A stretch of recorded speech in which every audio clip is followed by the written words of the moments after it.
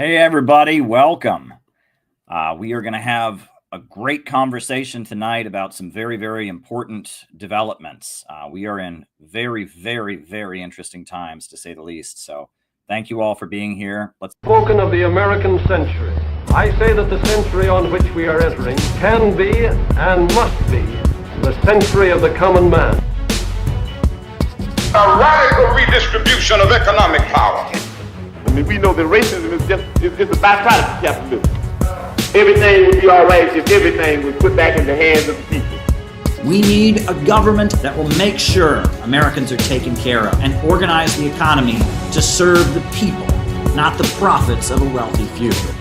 We now have the techniques and the resources to get rid of poverty. We got to start getting out there with the people. Get out of the movement and get to the masses. We need a government of action.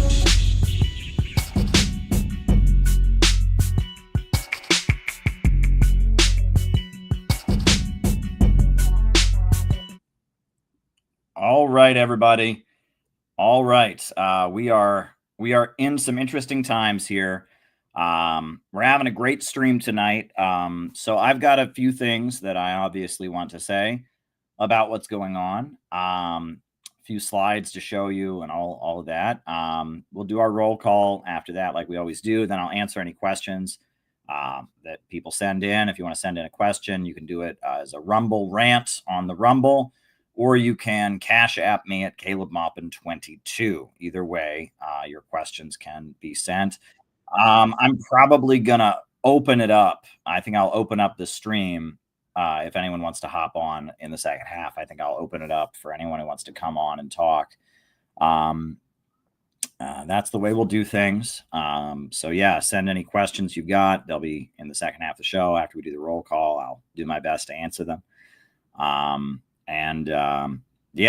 As far as announcements, the big announcement is we're calling a national day of action, national days of action. We need people in the streets August 15th and 16th. We need people in the streets to support a peace deal with Russia and ending the war in Ukraine. That is the biggest announcement. This is go time. If there's ever been a time that we have needed people, it is now. And I'm going to tell you all about it. So as I said before, questions, they can be sent via Rumble rants on the Rumble. You can send them to Cash App me, CalebMoppin22, and I will open it up for the second half of the show. If you want to just jump on, you're welcome to just jump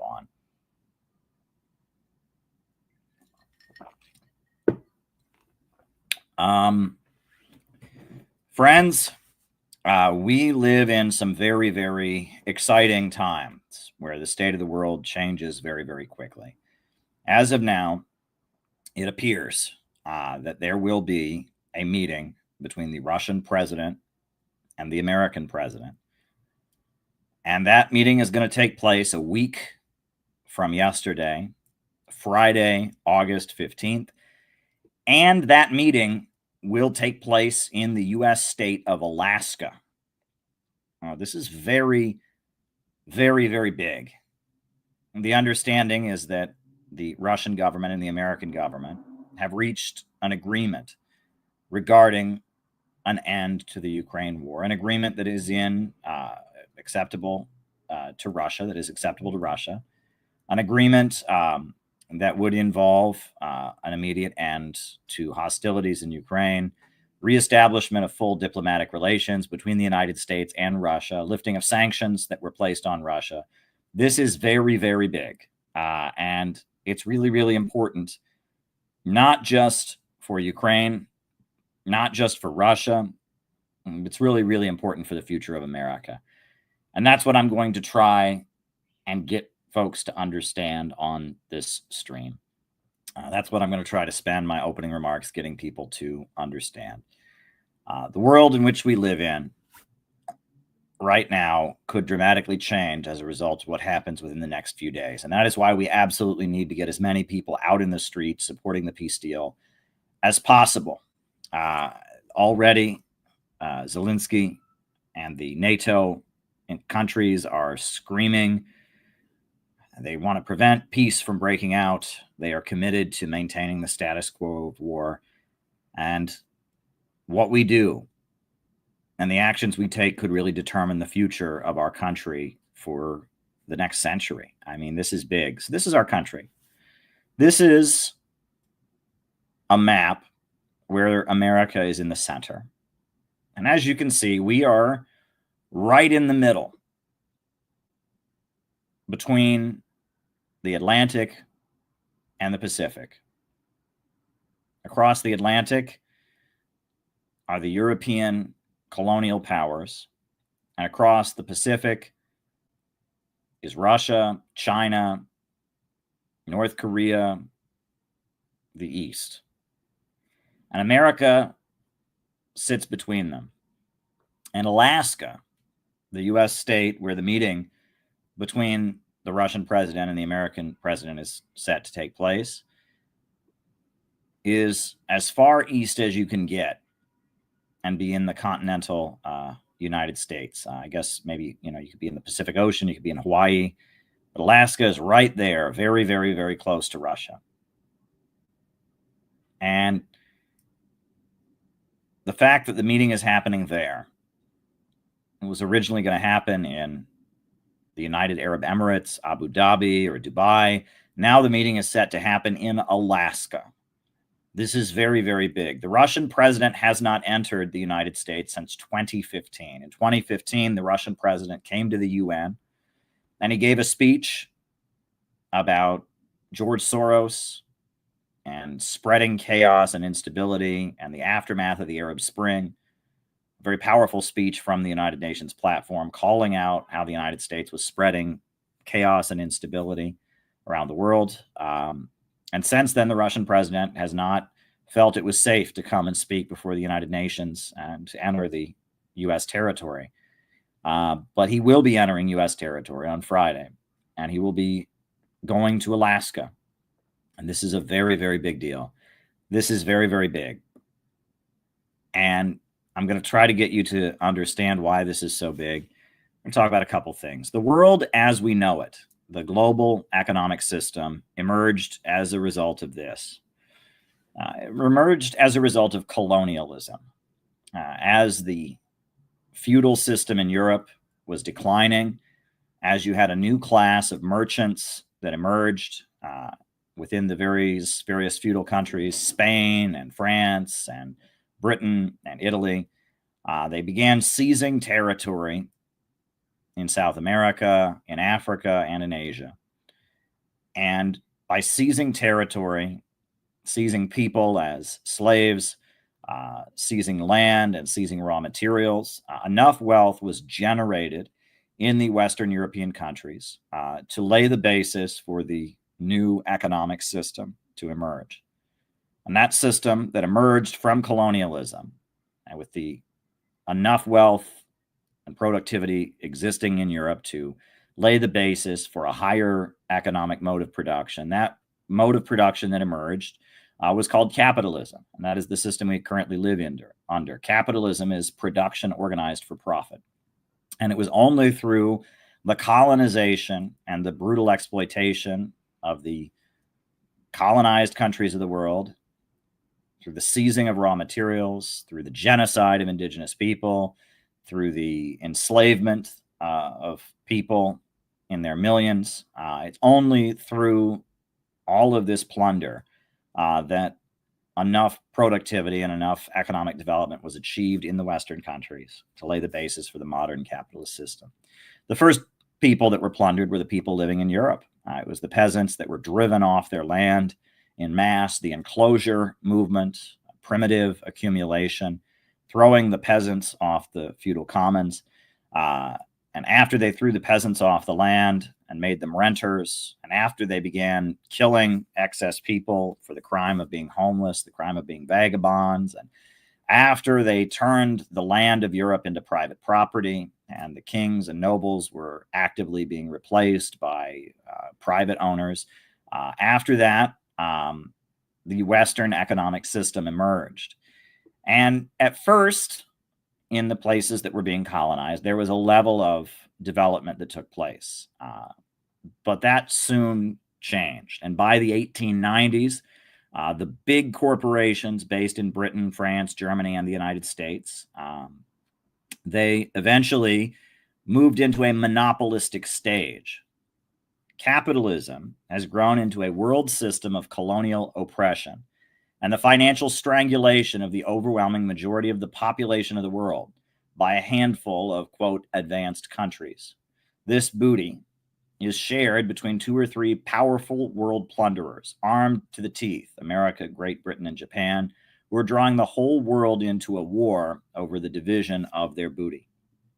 And that capitalism, as we understand it, has moved into a monopolistic stage where certain big banks and major corporations have merged together, finance capital, and they dominate the world, and they keep the world poor so that they can stay at the center of it and they can stay rich.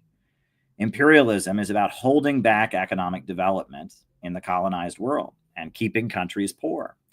And the imperialist powers, the big monopolies in the Western countries, they battle among themselves. World War I and World War II were fights among the countries at the center of this colonial system. It was a fight between the Germans and the Austrians and the Ottomans and the Turks versus the French and the British and the Americans over who got to rule the world. World War I was a fight over that question. World War II was a fight over that question. And the world has been centered around these forces. But there was a great game changer, and that was the Bolshevik Revolution of 1917. And in Russia, a group of Marxists, you could call them, they certainly upheld Karl Marx and studied his teachings, but deviant Marxists took power. The Bolsheviks. The Bolsheviks were not like the Marxists of Europe. All across Europe, you had trade unions, workers going on strike. You had social democratic parties that had really deteriorated into just kind of reformist parties that were getting elected, that promised they would never support World War I, but changed their mind.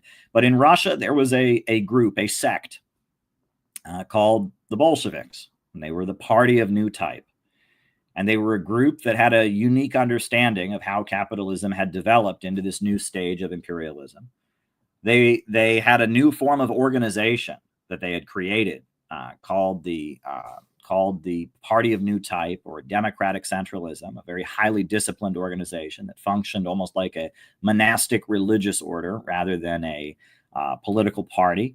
And they opposed World War I, whereas the overwhelming majority of the Marxists had sold out and supported World War I and were leading workers off to die. And in 1917, amid the political crisis of World War I and the Tsar stepping down, the Bolsheviks, this weird spin-off freak interpretation of Marxism that interpreted Marxism completely differently than the rest of Europe did, they took power. And when they took power, they had a unique understanding. First of all, they said that capitalism was no longer just regular capitalism. They said that capitalism had entered the stage of imperialism. Lenin said monopolies, oligarchy, and the striving for domination and not for freedom, the exploitation of an increasing number of small or weak nations by a handful of the richest and most powerful nations. All of these have given birth to those distinctive characteristics of imperialism, which compel us to define it as a parasitic or decaying capitalism. The war of 1914 to 1918 was imperialist. That is, annexationist, predatory war of plunder on the part of both sides. It was a war for the division of the world, for the partition and repartition of colonies and spheres of influence of finance capital. And Lenin said, if tomorrow Morocco were to declare war on France, India were to declare war on England, Persia or China were to declare war on Russia, and so forth, these would be just defensive wars, irrespective of who attacked first. And every socialist would sympathize with the victory of the oppressed, dependent, unequal states against the oppressing, slave-owning, predatory great powers. Meaning that anybody who fought against imperialism should be supported. That this Western system of monopolistic capitalism was the main threat. This economic system where big banks and corporations based in Western countries dominated the world, this was the main threat to humanity.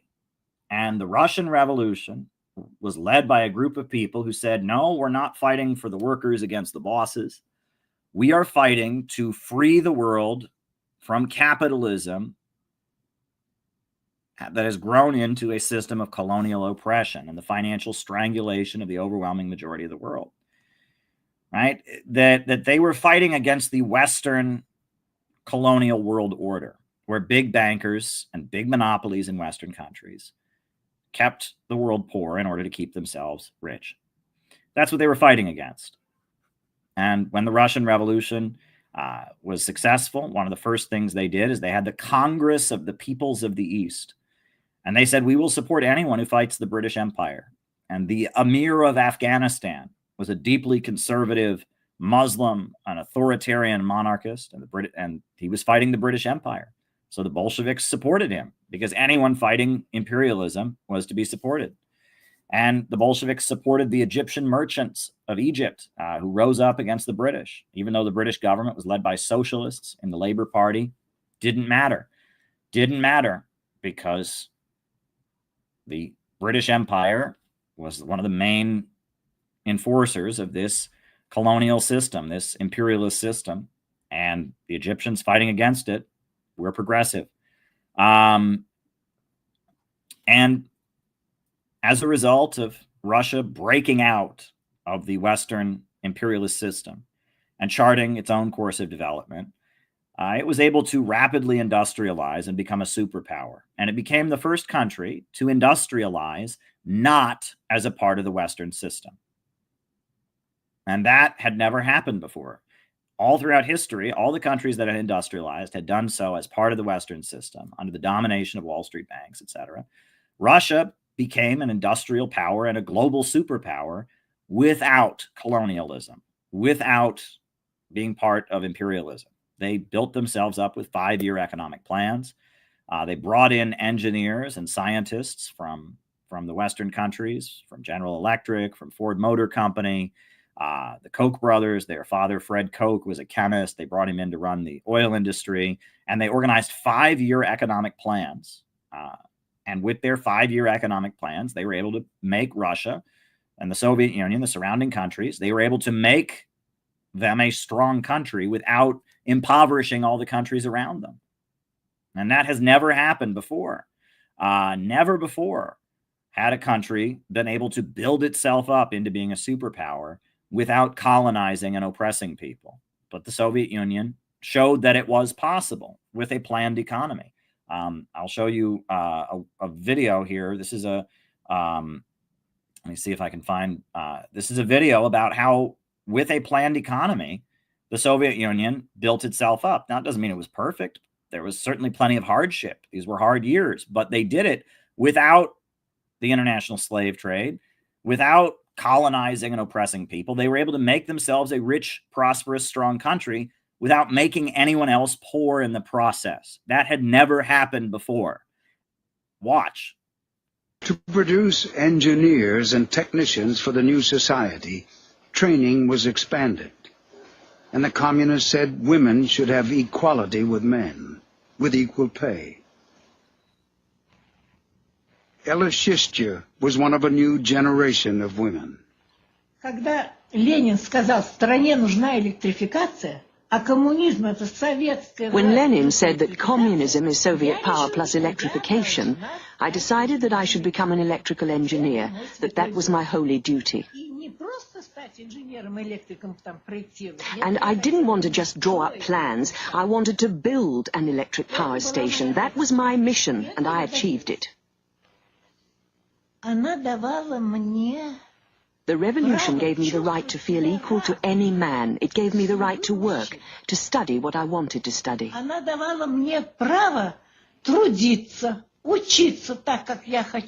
Fyodorova was held up as an example to others.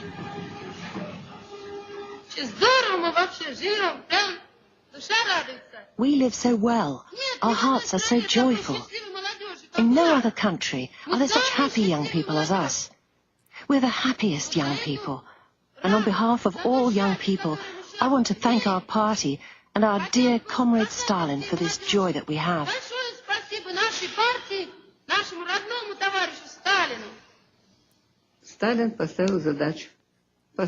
Stalin set a task. Build this or build that. And thanks to the fact that people trusted him and this enthusiasm of young people, it was possible. Remember, this was a country where people were illiterate, lived in virtual darkness, wore birch bark shoes. Even now, I think it's like something out of a fairy tale. How was it possible at one of the most difficult times to raise these great construction sites? It was only possible through the unity of the people and the love of the people for their idol. Because for us, Stalin was an idol.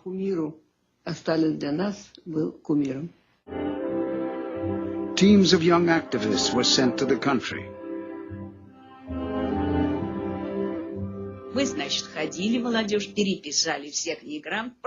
We went from house to house in search of illiterate people. We made a note of their names. We then found suitable rooms to hold classes in. Learning to write would open new doors for those trapped at the bottom of society. One woman who couldn't attend classes because of her child at home was helped by Anastasia Denisova. Я сказала, что вот тебе учебник, вот будешь заниматься. I said, here's a textbook for you. I'll come to you so you can learn to read at home. I remember vividly that when the baby cried, she carried on writing with one hand while she rocked him with the other. She was so keen to study. I'll always remember her striving for knowledge and enlightenment. It was immense. Просто-напросто была огромная.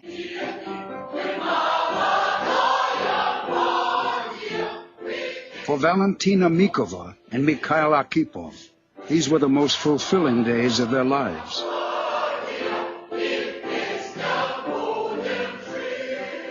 На строительстве домен был один экскаватор.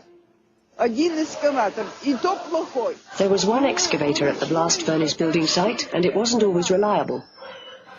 So we dug all the foundations by hand. Понимаете, копошатся люди. The trench would be teeming with people. One takes the earth, throws it to the level above. The second person throws it to the third to the fourth, up to 5 or 6 levels. That was how we got the earth out of the trench. Then it was taken away in wheelbarrows.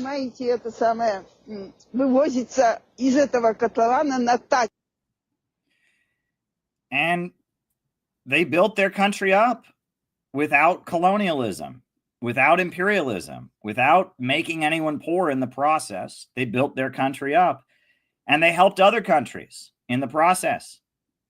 And they were strong enough to defeat the Nazi invaders. 27 million people died in the Soviet Union fighting against Hitler. But they were strong enough to build themselves up. And after World War II, a big chunk of Eastern Europe became developed and started developing under the leadership of the Soviet Union. And they gave aid to China, and China fought against Japan, and China was able to break free from the Western system. Libya was able to break free, and it became the most prosperous country on the African continent with the highest life expectancy. They built the world's greatest irrigation system, the Great Man-Made River. And Cuba was able to break free, and they have a healthcare system that is considered the greatest in the world by Ban Ki-moon and others. They said the greatest medical school in the world has been created in Cuba. And that a whole chunk of the world started developing and building itself up, not as part of the old colonial imperialist order. And it started developing and building itself up. And China used to be the sick man of Asia. China used to be one of the poorest countries in the world.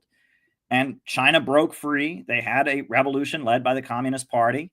And this is how China has changed. This is China. This is from 1978, when China launched its reform and opening up, to today, to 2019. This is the skyline of Shanghai.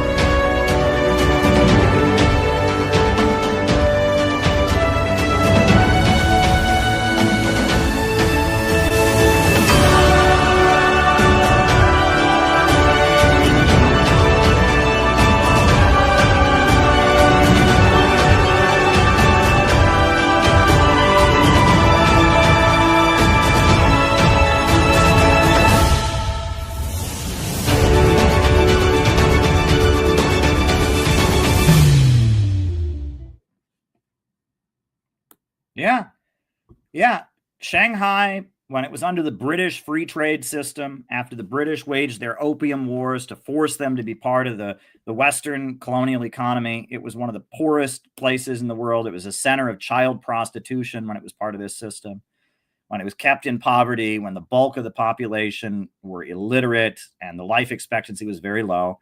And again, without colonialism, without exploiting anybody else, without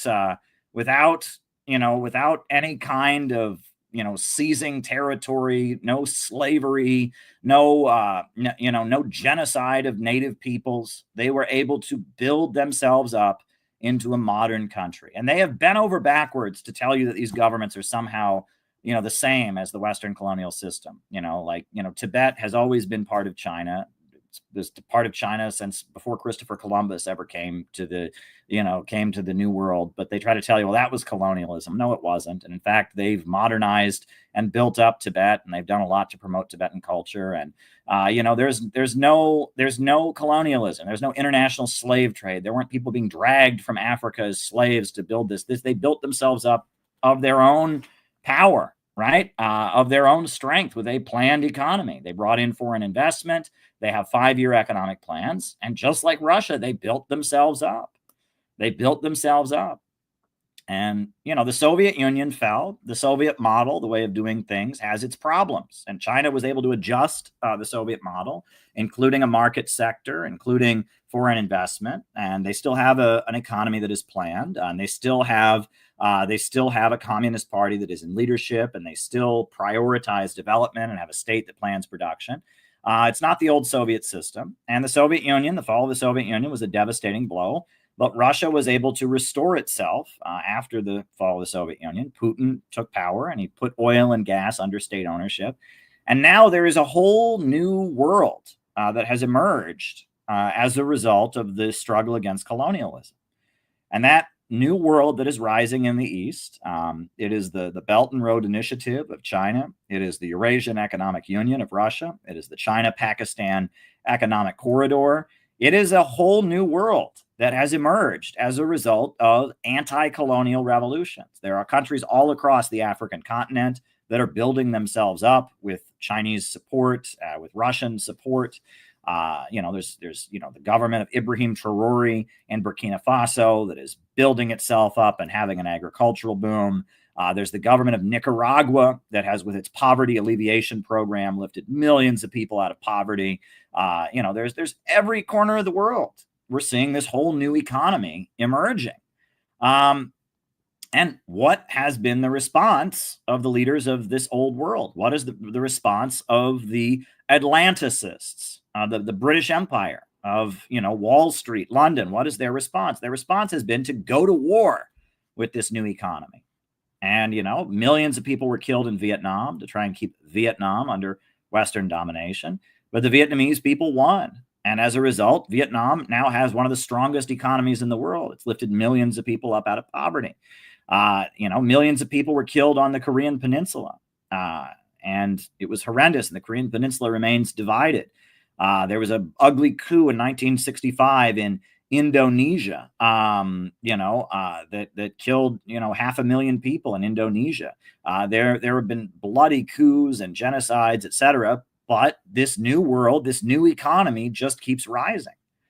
And the leaders of the Western system are panicking because their system is becoming more and more unstable. And at the time that World War I broke out, Rosa Luxemburg, the German revolutionary, warned that this would happen. She said, "This world war is a regression into barbarism. The triumph of imperialism leads to the annihilation of civilization. At first, this happens sporadically for the duration of modern war, but then when the period of unlimited wars begins, it progresses towards its inevitable consequences, the triumph of imperialism and the collapse of all civilization, as in ancient Rome, depopulation, desolation, degeneration, a great cemetery." So essentially, the Western system is eating itself alive from within. It has become cannibalistic. And the Western countries, it used to be that imperialism meant stability and a better life in the homeland of the Western countries, while the developing world was impoverished. Now, that's no longer the case. Now in France, they're having a huge crisis, refugees, all kinds of instability. In Britain, things are worse and worse every day. In the United States, we have our life expectancy now at the lowest point it's been in 25 years. And the roads are decaying, and our water is not being properly purified, and we have an opioid epidemic. Living standards are dropping in the West. And in order to maintain this system, they are having to wage more and more war. War is becoming a necessity. They cannot stop having war because it's the only way they can keep their system going. It's deeply, deeply irrational. And we're getting poorer here in the West, and we're getting stretched all across the world, waging wars to try and maintain this system. And it's a crisis. And out of that crisis, there's emerged a division within the ruling class. And that division is between the Eastern establishment, the old money, New England, wealthy people. And those folks are the people that are tied in with this system. A lot of the WASPs, the old New England money, the Rockefellers, the DuPonts, the Carnegies, the Rothschilds, the Vanderbilts, the old money that set up the Council on Foreign Relations, the old money that runs the Rhodes Scholar program, the old money, the old British Empire section of American imperialism is facing opposition from a lot of wealthy capitalists who just want to make money. A lot of wealthy capitalists aren't concerned about maintaining this global order. They are more concerned about just making a lot of money, right? And a lot of those capitalists are people who support Trump. Now, obviously, Trump's coalition is a mixed bag, but, Trump had support from MyPillow, right? Mike Lindell, the owner of MyPillow. That guy doesn't care about maintaining the global imperialist system. He wants to make a lot of money by selling a lot of pillows. Donald Trump was supported by Hobby Lobby, the store chain that has crafts and art supplies. They don't care about maintaining the global imperialist system. They just care about selling art supplies. And the reason that there was so much opposition to the lockdowns among the Trump camp, even though Trump himself oversaw the lockdowns, was because Trump's coalition largely included a lot of wealthy people, capitalists, fracking companies, military manufacturers, and others who just want to make money. And the establishment in the West, the Council on Foreign Relations, the World Business Forum, the World Bank, the International Monetary Fund, that is a group of professional technocrats who are trying to maintain this imperialist system. Those are people that have been hired and paid millions of dollars to run think tanks, academics who have thought up all kinds of schemes to keep Wall Street and London at the top of the world. And they've determined that the way to do that is with Malthusianism, degrowth. They want to reduce the population. The only way that Wall Street and London can stay at the top is the world just has to stop growing. That's what they've determined. Human progress must end so that they can stay at the top. And they've got to keep the world poor so that they can stay rich. They've got to stop economic development. That is what they've determined. And that's why they're coming up with all kinds of crazy schemes about how to make it happen, right? They want to eat bugs, right? They want you to eat bugs and live in a pod, own nothing, and be happy about it. They took Libya, the most prosperous country on the African continent, and they blew it to shreds. They took Iraq, that was an independent country that had seized control of its oil. They blew it to shreds. They're plotting all-out war against the Islamic Republic of Iran. And it is these folks, the Atlanticists, the Eastern establishment, the Council on Foreign Relations, the ultra monopolies, the imperialists, they're the ones that pushed the war with Russia. They're the ones that overthrew the Ukrainian government in 2014 and brought in a fanatically anti-Russian government. They're the ones that made sure that the Minsk agreement was never implemented. They're the ones who brought to power the regime in Kiev that has killed thousands and thousands of people since 2014. They won't ever talk about this, but this is the monument in Donetsk to all the children that have been killed at the hands of the government that was installed by the Western powers, the imperialists. Victoria Nuland oversaw the Euromaidan coup that installed a fanatically anti-Russian government, and that government started murdering and shelling and killing the people in the eastern regions in the Donbass. And Russia arranged for the Minsk Agreement, the Minsk Accords, to try and stop the killing. And they ignored the Minsk Accords. For 8 years straight, the Ukrainian government was murdering these people. And the Ukrainian government was talking about joining NATO. It was talking about getting its own nuclear weapons. And at that point, finally, after 8 years, Russia moved in to protect them. And the people of Ukraine didn't want to have a war with Russia. They elected Zelensky on a peace platform. He was going to make peace with Russia. He was the peace candidate. And he was going to go back in and reunify the country, stop the killing of the people in the eastern regions, and bring peace back. And when Zelensky got elected, he found out that that wasn't an option, that he didn't really run the country. Ukraine is not a free country. Ukraine is a proxy. It is a proxy of the global imperialist system, of the colonial powers. It is just an outpost of Wall Street and London and Paris and Brussels. That's all Ukraine is. Ukraine is not a free country. It is just a proxy force. And the people of Ukraine are the biggest victims that has ever been, because they are dragging every last old man off the street, disabled people, people over the age of 60, and they're dragging them off the street and throwing them into a war with Russia. All right? And Russia is fighting to protect the people of the eastern regions who have voted now to join with Russia because the Ukrainian government won't accept them. And they have voted to join with Russia, and Russia is fighting to protect them and protect their right to be in Russia, because Ukraine doesn't want them and doesn't want to respect their basic humanity, their right to speak their language, their right to exist. And so Russia is fighting on the battlefield to protect these people from the government and the fanatics sent to attack them by the United States. And Russia has continued to fight them. And North Korea has joined up with Russia. North Korea has soldiers that are fighting to also protect these folks. And that's what this war is really about. And this war is not being fought in the interests of Ukrainians. The Ukrainians are the ones dying. The Ukrainians voted to make sure this war would never happen. The Ukrainians went through the Minsk agreement to make sure this war would never happen. And then it wasn't implemented. This war isn't being fought to protect Ukraine. This war is destroying Ukraine. And if they cared about Ukrainians, they wouldn't be using depleted uranium bullets. The British have sent depleted uranium. Those are bullets that have a certain kind of dust on them that makes it basically very difficult for crops to grow. So, if they cared about the Ukrainians, if this was about protecting Ukraine, why are the very weapons that the West is sending loaded with a chemical, a metal, depleted uranium that is going to prevent the crops from growing? I mean, they are destroying Ukraine in order to fight Russia. This has nothing to do with protecting the people of Ukraine. This has everything to do with utilizing Ukraine as a vehicle to oppose Russia. And when this war began, the Biden administration, the British Empire, they all thought they could use this to completely economically wipe out Russia. They said that they would make sure that Russia couldn't sell any oil. They were going to make sure that Russia was unable to survive as a country, and it didn't work. And if anything, this economy has gotten stronger.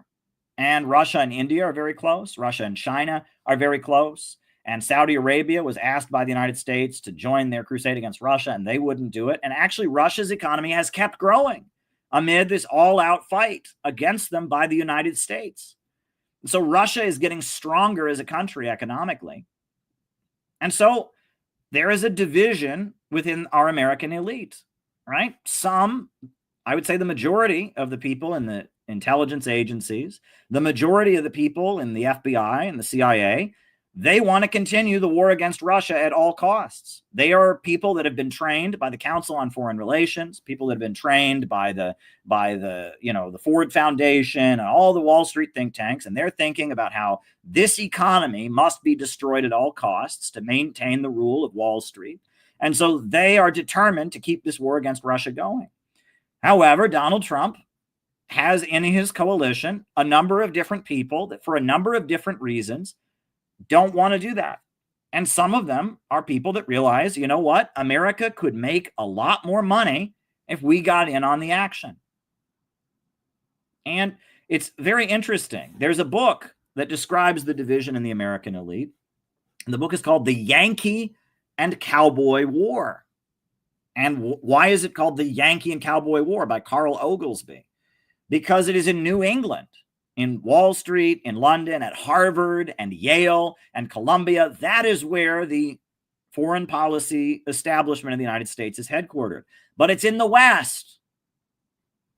It's in Texas. It's in Southern California. It's in Idaho. It's in Seattle. It's in the West that you have a lower level of capitalists, wealthy people who aren't part of that.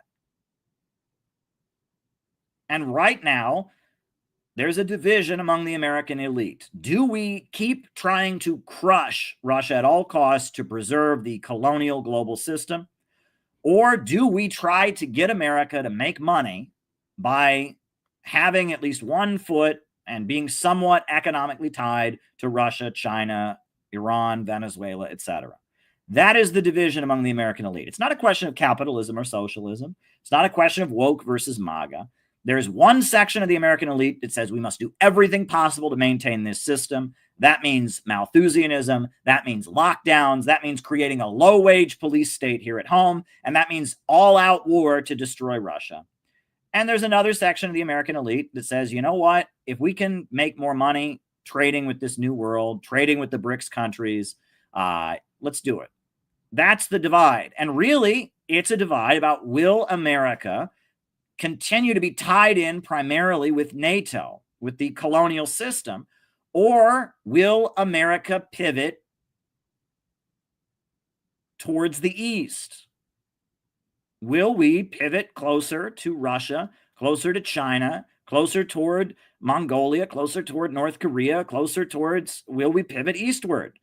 Do we want to be part of this world, or do we want to try and destroy this world to preserve colonialism?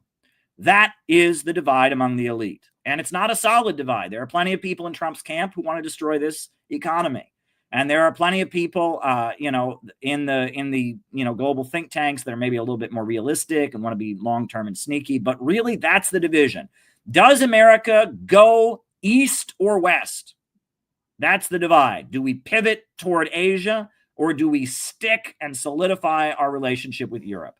And that is why it is so important that Donald Trump's meeting coming up is going to take place in Alaska. Because look at a map. Where is Alaska? Alaska is close to Asia. Alaska is close to the new economy. This world, this new economic reality that exists is rising in the Eastern world. And Alaska is the part of the world that is the closest to it. And for a long time, there has been a plan to connect the United States with Russia and China and North Korea and Japan via a tunnel or a bridge over the Bering Strait. The Bering Strait, the Bering Sea, the Bering Strait, this is where Russia and America almost touch. And for years, there has been a plan, goes back to the time of Abraham Lincoln, to connect our America to Russia. And if we did that, that would boost the western part of the United States, and that would economically begin the process of the United States pivoting towards this new economy. If we could make peace with Russia, establish, trade with Russia, end U.S. support for Ukraine, and end this bloody war. And if we could then build the peace bridge over the Bering Strait, that would be a pivotal moment in connecting us to the new economy that is rising in the world and transitioning away from the old colonial economy. And, this is why I don't call myself a communist anymore. Right? This is not kindergarten. All right? This is not, if you want to be a communist, it's kindergarten. It's the workers versus the bosses. Oh, there's rich people in China. That's not communist. Oh, Caleb, Donald Trump is right wing and Donald Trump is racist. You don't understand. This isn't about who's racist. This isn't about communism. This is about the imperialist financial system, the Western imperialist system that is leading us to hell in a handbasket, this dying system that they are determined to keep killing people, to preserve, to send our kids to go die and preserve their dying system. It is that system. and whether or not America is going to go all in and work to preserve this archaic colonial order, or whether or not we are going to just take some basic steps to connect ourselves with the new world. That is the question here, right? And if you're LARPing communism and you're dressing up in a Lenin costume and you're pretending you're Che Guevara, this doesn't make any sense to you, right? Maoist Rebel News doesn't understand any of this, right? People that, if you're doing the kindergarten communism thing, you're not getting it. If you understand what Lenin was talking about imperialism, the highest stage of capitalism, if you understand what Rosa Luxemburg was talking about the natural fate of the West, if you understand where this new economy in the world came from, why China and Russia are global economic superpowers now, and what the communist parties of those countries achieved by making the countries strong, if you can understand that, you can understand why the fact that our president, Donald Trump, love him or hate him, is about to go meet with the president of Russia and sign a peace deal to end the war with Russia. And he's doing it in the spot where the peace bridge, the bridge over the Bering Strait, might be built. This is our moment. This is an important moment. If we can build this bridge over the Bering Sea, if the war in Ukraine can end, if the sanctions on Ukraine can be lifted, and the sanctions on Russia can be lifted, Russia can start trading with America again. If we can start to be connected to the new world that is rising in the East, there's hope for America. And if we don't do that, we are looking forward to the fall of the Roman Empire, depopulation, desolation, degeneration, a great cemetery. The colonial imperialist system is the past. It is the past. And the Belt and Road and the Eurasian Economic Union is the future. And America can be part of the future. Or we can go down fighting with the past. And that is the question right now.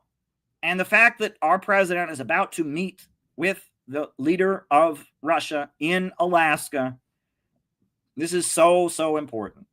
And if there's ever been a moment that we need people, not on the internet, but in the streets, it is now.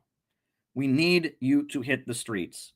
We at the Center for Political Innovation, we've been protesting and hitting the streets since the beginning of the special military operation. We have been saying peace with Russia, peace with China, peace with Russia. We have been opposing the war, opposing the sanctions. But now it's on the verge of happening. Satan, the international bankers, Wall Street, London, they are doing everything they can to stop it. They are terrified to see peace break out. And something really, really exciting is in the works. And the person we can thank for this more than anybody is Tulsi Gabbard. Tulsi Gabbard, number one, she is very much a fan of the government of India, right? She is a Hindu. She's from the Science of Identity Foundation, which is Hare Krishna. It's a religious community that is very much in line with the government of India. And India is part of the BRICS. And, she's very much inspired by Modi. And India is her spiritual homeland, even though she's from Hawaii, even though she's a U.S. military vet, loyal to this country, has served in the Congress. And she's anti-war in a lot of ways. She's been very critical of U.S. foreign policy. And she's been open to meeting with Russia. She's talked about, how we don't need to have an all-out war against Russia. And she revealed that the Russiagate claim, the claim that Russia somehow interfered in the U.S. elections to help Trump, that was completely made up. She revealed that was a hoax. She's released all the documents showing that Barack Hussein Obama and Hillary Clinton, they lied and they made up the whole Russiagate thing. And that has given Trump the ability to meet with Putin and sign a peace deal with Putin. Trump wouldn't be able to do that without what Tulsi Gabbard did. Tulsi Gabbard is very, very, very important. And she has enabled Donald Trump to work in his own self-interest because he thinks America can make more money by trading with Russia, and he's right. And Donald Trump and people aligned with him are thinking, hey, if America can do business with Russia, we can get some Russian investment in America, we can make more money. Let's end this war. Donald Trump can be remembered as a peacemaker. He can have a photo op ending the war. And Donald Trump, for his own selfish reasons, thanks to Tulsi Gabbard, is in a position to actually end this war and pivot America closer to the new world. And we are on the brink of something very, very exciting. And the devil and Satan are in all out war mode to keep it from happening. They want to stop it. They are desperate to stop it, right? They are desperate, and they are desperate to stop it. And now we need people in the streets. Friday and Saturday, a week from yesterday and a week from today, we are calling a national day of action to support the peace deal in Ukraine. We need you in the streets. We need you in the streets now, right? We're going to have a protest in Minneapolis. We're going to have a protest in Chicago. We're going to have a protest in Los Angeles. We are going to have a protest in New York City, and we are going to have a protest in Boston. And we may even have a protest in Colorado, and we may even have a protest in Portland, Oregon. And if you're watching and you're in some other city, God damn it, send us involved and organized a protest in your city. We need there to be visible support for ending this war and for building the peace bridge. That is what we urgently, urgently need. We urgently, urgently, urgently need people in the streets right now. That is what we urgently need. This is an all-out emergency. There has never been a more important time to be in the streets saying, end the war in Ukraine, peace with Russia, peace with China. Are you in Dallas? If you're in Dallas, Texas, you can send us an email and organize a protest. We need people in the streets urgently. This is not a drill. This is not a drill, folks. This is urgent. I am urging you to get in the streets. Get in the streets. We've got to show visible support for ending this war. Not likes, not shares. We need people in the streets now. Urgently, urgently, urgently, urgently, urgently, urgently now. We need people in the streets. It is urgent, absolutely urgent. We are having a national day of action. We have the call, a call on our website. We need people in the streets. We have never been so close to peace. Never have we been so close to peace in Ukraine since this war began. And we need people in the streets. And we had a call today, and we're trying our best to get this done, to get people out in the streets, to raise the peace bridge over the Bering Sea, build the peace bridge now, peace with Russia, end the killing, stop the killing. We're close. We're very, very close. And we've got to get ourselves over the big hurdle. We need people in the streets urgently, urgently, urgently. Now, this Bering Sea, this is a little film about the Bering Sea tunnel, what it might look like. It's got a lot of digital images in it. I saw it floating around Twitter. I'm going to put that on. I'll be out on the streets of Chicago on the national call of action. Great, Letitia. The Chicago people would love to get in touch with you, Gabby and others, and they would love to get in touch with you. I will make sure that you get a call. And yes, contact us. We need people in the streets. This is going to be a moment that will point to the future of America. Gabby, Letitia signed up for the convention. You have her info. Get in touch with Letitia. Let's do it. But here's a video that has been floating around Twitter about the Bering Sea bridge, Bering Sea tunnel, what it might look like. I'm going to put that on. Yeah.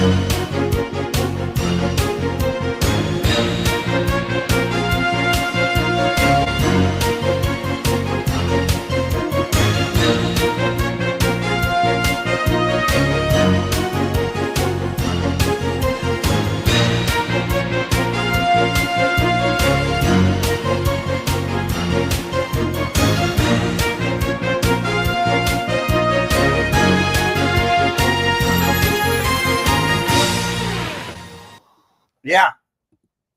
So now more than ever, we need to get out in the streets. We need to get people out in the streets. We have put out a national call.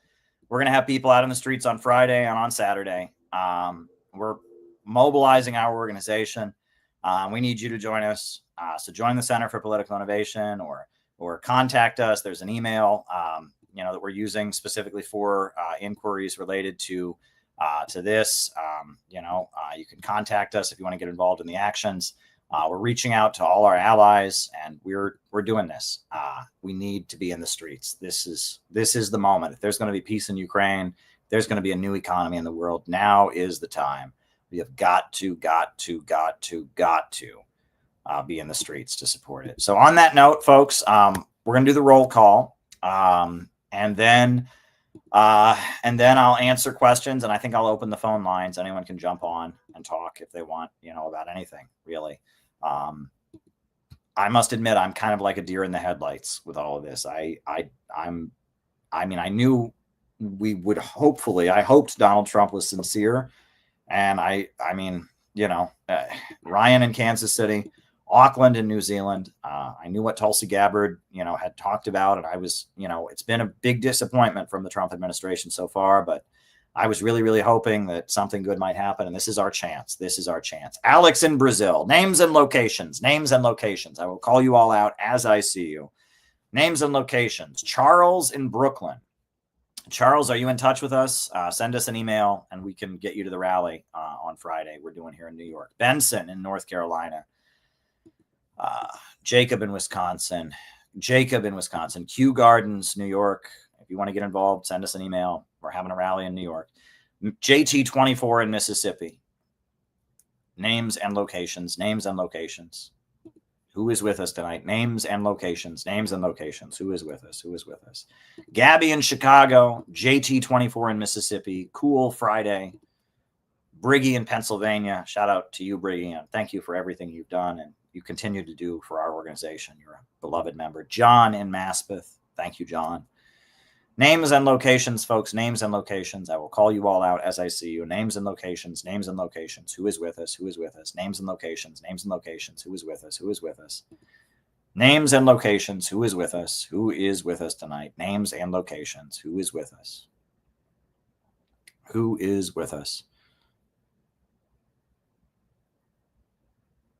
Anybody else? Names and locations.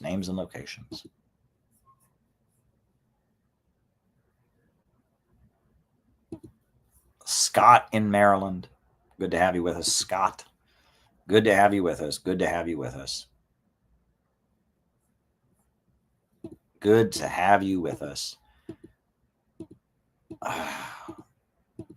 Just clearing out my studio from all those images.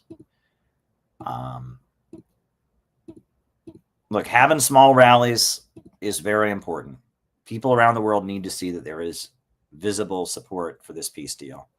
I think I'm going to open the phone lines. We have a few Rumble Rant questions that have come in, which I will answer. But if you would like to join the stream, here is the link. If you'd like to send a question, you can send a question. And for the rest of the night, people can call in. And we're gonna do a show. So I'm gonna show you a video of our rally that we did. Recent CPI rally we did to support Ibrahim Traoré, and you'll see what these rallies are like. So here we go. Oh, okay. I guess we'll show the other one.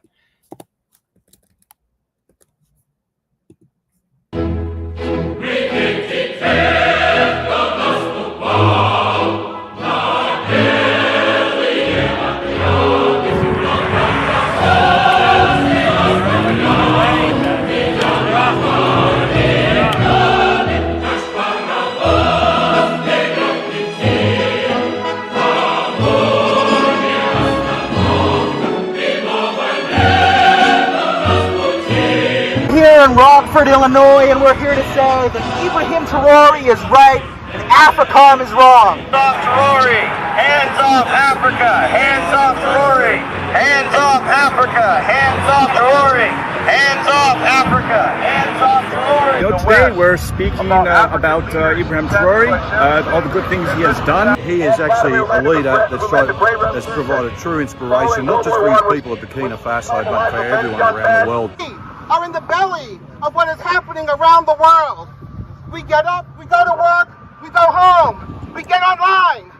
We pretend like we don't know, but we do know. We feel the crushing imperialist boot on our necks, and can we get it off? Yes, we can! Yes, we can! Fuck yeah! Fuck yeah! We can! Yes, we can! Don't let them stop you. Ibrahim Traoré is the captain, president, Ibrahim Traoré, the traditional president of Burkina Faso. I think he's a remarkable leader for the whole world. Whenever I see him, I'm really compelled by him. Taking hands off of Ibrahim Traoré, and we're representing the Center for Political Innovation because we want economic development. We don't want degrowth. People are liking it, huh? Yeah, a lot of people are receptive, or at least curious. And I think if we take an example like this, and stand up for countries like this and learn from it, we too have a better prosperity, not just for ourselves now, but for generations to come. So unique and so different from the various other leaders of the world. He's amazing to me. Down with NATO! Down with NATO! Hands off Africa! Hands off Africa! Down with NATO! Down with NATO! Hands off Africa! Hands off Africa! We are an energized group fighting for working families. We are an energized group fighting for the world. We want this message to get out to everyone, far and wide, to get off your butts, to make it happen. We are one because we are in this fight together.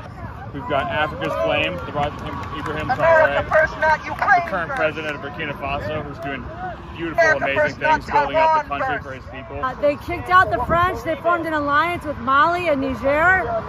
Security defense, economic defense. Traoré is leading an agricultural revolution. They are training soldiers to be farmers. They're training farmers to be soldiers. And he's a Muslim. And it is now a crime in Burkina Faso to stir up religious division that undermines the unity of the country. So we're supporting a real role model here. Let me tell you a little bit about this man, Ibrahim Traoré. This man is not only a leader for Burkina Faso who cares about the people of Africa and the people of the world, who's standing with Russia, who's standing with the people of the world against U.S. imperialism. And it's because that he's doing that they've made so many attempts on his life. I would be willing to put my life on the line for him, to protect him, because he represents hope. He represents true hope and progress in this world, and I pray to God that nothing happens to him. And my question is this: where does value come from? Where does value come from? They want you to think value comes down from the sky. They want you to think value comes from Wall Street derivative ripoff schemes. They want you to think value comes from Facebook likes and shares and hits. They want you to think value is magical. But the answer to where value comes from is within you. It is within you. It is your human labor power, your creativity. That is the source of all wealth in this world. Yes. And if we want to have a strong economy, we need to invest in human beings, invest in people, invest in children so they grow up and get an education and become strong and powerful and effective and smart. We need to invest in communities. We need to invest in families. That is the future. Freedom. I think of economic growth. I think of someone who truly cares about the needs of the people and not the top 1% or the top 0.01% or whatever it is, which is the rest of the world seems to be focused on in the West anyway. We need economic development for everyone, not just for the people at the top. And that's the kind of system we're living under, why people are struggling so much. We are here to proclaim that we will not be stopped. We will not let the imperialists threaten us. We will not let them intimidate us. We are CPI, and we are here to fight for Africa. Yeah. Like you guys in the US, ourselves in Australia, we're being held back by big finance, and we need to have a government of action that fights working families and ordinary working people. investing millions and millions of francs to revamp stadiums and hold games for youth sports so they can be healthy and strong and they can build an identity of their own in working together. Ibrahim Traoré was a soccer player himself, and he just held a very friendly game with other professional soccer players, and he won 3 matches. How about that? Go Traoré! Go Traoré! Let all nations have self-determination and develop peaceful relationships, peaceful trade with each other, and innovate and share that innovation with each other so that we can live in peace, prosperity, and harmony, because there is plenty to go around. This is the model of what can be here. You must fight. You must get up. You must be brave. Don't let them tell you that your words have no meaning, that they'll throw you in jail if you speak up. The more of us that speak up, what happens? Then more speak up, and more speak up. Don't let that frighten you. Get off your butts, do something about it. Fight for a future that you want. We need a world where people refuse to take advantage of the downtrodden. We need to take an alternative road, because the road we're going is leading us to nowhere but to oblivion. And this leader in Africa is a leader who understands that. And that is why he is investing in his people. He is providing free health care to mothers in the hospital. He is providing university education to his people. Not only is college free, but while you're there, you get a stipend, a paycheck, so you can focus on your studies. You don't have to work. Imagine that. The young people of Burkina Faso, in a way, are richer than all the young people in America. You go to college in America, you're going to be in student debt for a year, 2 years, 3 years, 10 years, 20 years. In Burkina Faso, not only do you not go into student debt, but on top of that, you get a paycheck while you're there so you can pay your bills and focus on your studies. He is enabling millions and millions of people to rise up from poverty, to launch their own farms, to pave their roads. Fisheries are opening up. Pineapple orchards are opening up. This is a pro-growth president who invests in human beings and invests in his people. There's nothing more important right now happening in the world than what's happening right here in the belly of the beast, in the belly of imperialism. Can we make this happen? Yes. Yes, it can happen.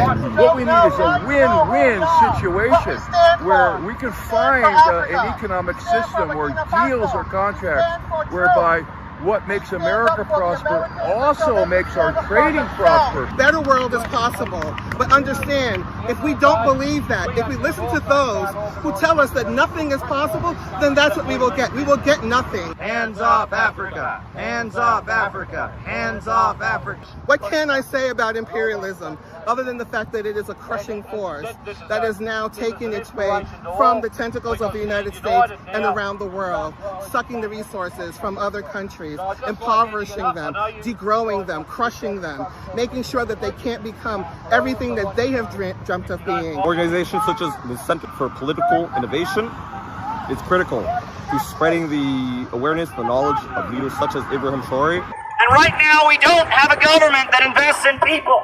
We have a government that invests in destroying people. A government that invests in bombs and tanks and weapons and prisons for profit. A government that defends drug cartels. A government that arms terrorist groups. And that is not the way forward. There's a small group of very, very rich people who sit at the top of the world. And they've decided that the only way they can keep their throne, keep themselves at the top, is to stop human progress. And they're wrong, because there is no limit to growth. There is no limit to growth. Human creativity and brilliance is unlimited. And we can build and we can construct. We got books! We got books! I saw 2 cars pull up at the stop sign, and then they had their lights, they were flashing to get our attention. And then I saw a fist come out, and then I was like, oh yes, there's somebody who absolutely understands what we're doing. And then I saw a woman come out, and she started honking her horn. And then I didn't know there was a car behind her, and then we just started cheering. They were just honking. I heard them say thank you because now they know what we're about, what we were doing, what we're standing for, why we're out here on this road, getting the attention of those who pass by. So they all honked. The car behind them came out and they honked as well. And they seemed extremely supportive, very happy that we're out here bringing awareness, you know, in a place where likely of all places, which you see a big giant sign, a big, you know, poster of Ibrahim Traoré. But here we are, CPI, bringing awareness, making it happen, and understanding that people, the more we do this, it'll catch fire.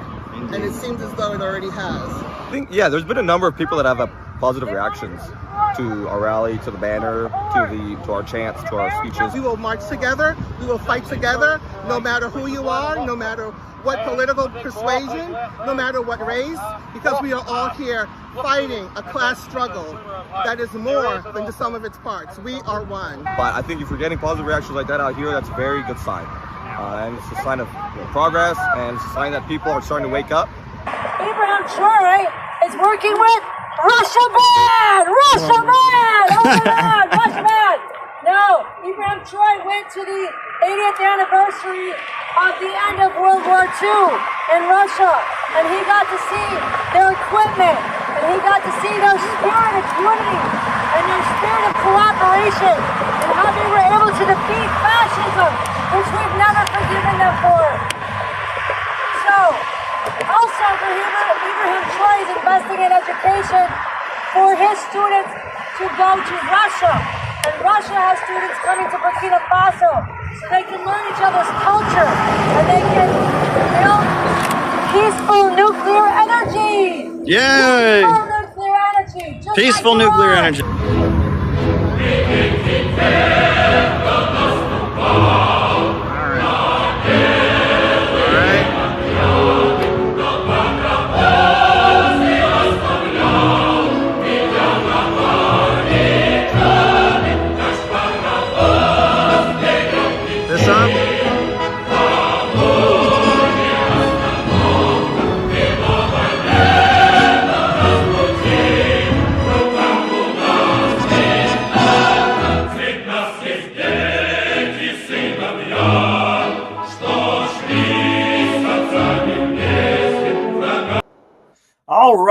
All right. So anyone who wants to join the stream may join the stream. You can just follow that link and you can come on. You need to have your webcam on.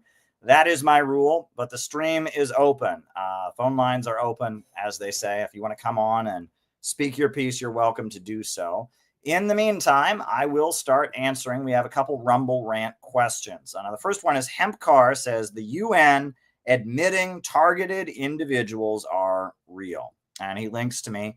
There is no question that governments harass people. No question about it, right? And I have seen this piece of paper before of things that intelligence agencies do to harass people subtly. It exists.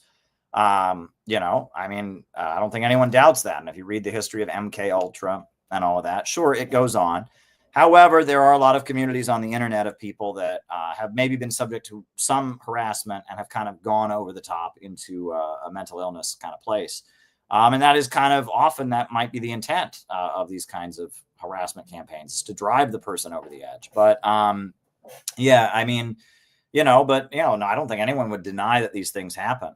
You know, I've read and I've quoted in my books about Project MK Ultra, how they would, you know, cause someone to have a car accident, start a rumor against somebody in order to destroy their marriage, that kind of thing.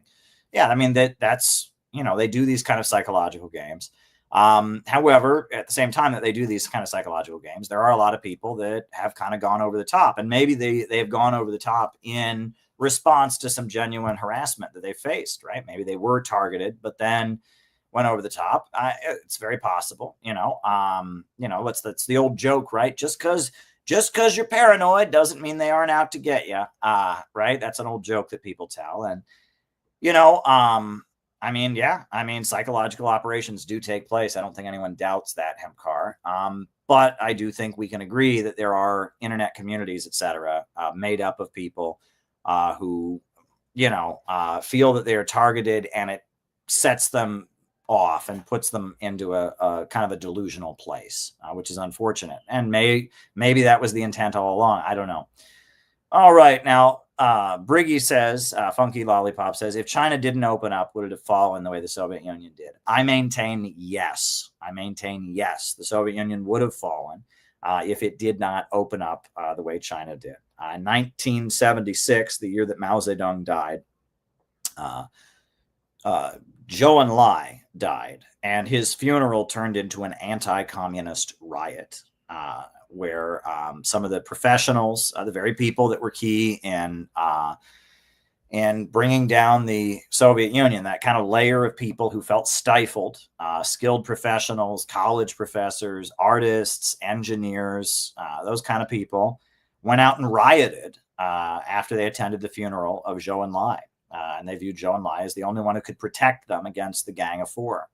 And on top of that, in 1989, there was a crisis in China that was intended to overthrow the Communist Party. That was the Tiananmen Square events. The U.S. government was hoping to use the protests in China in 1989 to do what all the other protests in 1989 did. And it was color revolutions. 1989 was the year that Czechoslovakia fell, the year that Romania fell, the year that East Germany fell, and all across the Eastern Bloc in 1989, governments fell because there were protests very similar to the Tiananmen Square events that happened. Now, in Beijing, there was the protests in Tiananmen Square, but they didn't result in overthrowing the Chinese Communist Party. Now, a lot of what we're told about what went on there is deceitful. There was indeed armed conflict, and there were a number of Chinese military people that were killed. The students left the square peacefully, and that's according to WikiLeaks cables. That's according to, Nicholas Kristof of the New York Times, who was there. That's according to the BBC. The students weren't massacred in the square. The students dispersed peacefully. And then there was an armed battle that went on for several weeks in the capital of China, in Beijing. But the idea that there was, these students were just peacefully protesting and the Chinese government killed them all and ran them all over with tanks, that's not what happened. The 1989 events in Tiananmen Square it was an attempted color revolution that failed. And there was a bloodbath afterwards, definitely. But if China had not opened up, and if a lot of the people in the important, skilled professions and professionals and high achieving people in China had not had their loyalty returned to the party, if they had continued to be alienated in the way that they were at the time of Mao's death, and Zhou Enlai's death in 1976, I think there would have been a strong base for counter-revolution. I think it's very possible there could have been a counter-revolution, but there wasn't. The Chinese Communist Party has won the loyalty of the high-achieving people of the country. It's the whole question of why the Berlin Wall was built, right? Most people in East Germany did not want to leave, but doctors and skilled people did want to leave because they could make more money in the West. And most people in the Soviet Union in 1991 didn't want the Soviet Union to fall. However, a lot of the professional people, a lot of the skilled people did, because they felt stifled by the system. And that, there are certain people that if you lose them, you lose society. The bulk of the working class wanted to keep the socialist system, but a lot of the intelligentsia, the professors, the teachers, the skilled people did want to overthrow the Soviet Union. They felt completely trapped and isolated, and that there was no place for those people to be creative. They were kind of stifled by a state bureaucracy, and the Soviet state bureaucracy is very good at running heavy industry, very, very good at that. And it's also very, very good at providing healthcare. It's very, very good at making steel. It's very, very good at building power plants. But when it comes to things that make life fun, like consumer goods, it's not so good.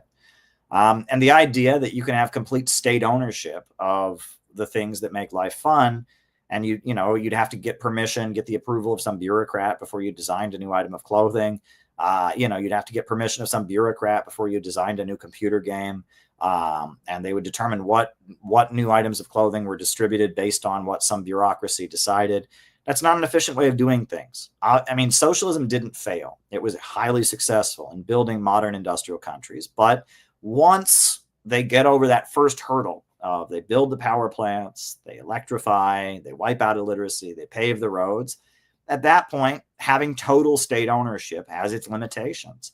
And it's necessary to cultivate a layer of innovators, of people that that are creative and innovative, and that if everything is completely run by the state, that becomes difficult. And people who don't think that, there's a layer of people who disagree with that.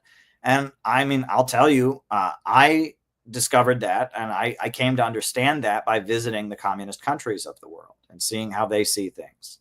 And I also discovered that with my own experience in communist groups, right? In communist groups that are very controlling, people that have good ideas about how to build the organization get stifled, and it's a problem, right? And that if you look at, there is a fair critique to be made of the Eastern Bloc, not in raising the life expectancy, they did that, not in increasing living standards, they did that, not in wiping out illiteracy, providing education, providing healthcare, they did that.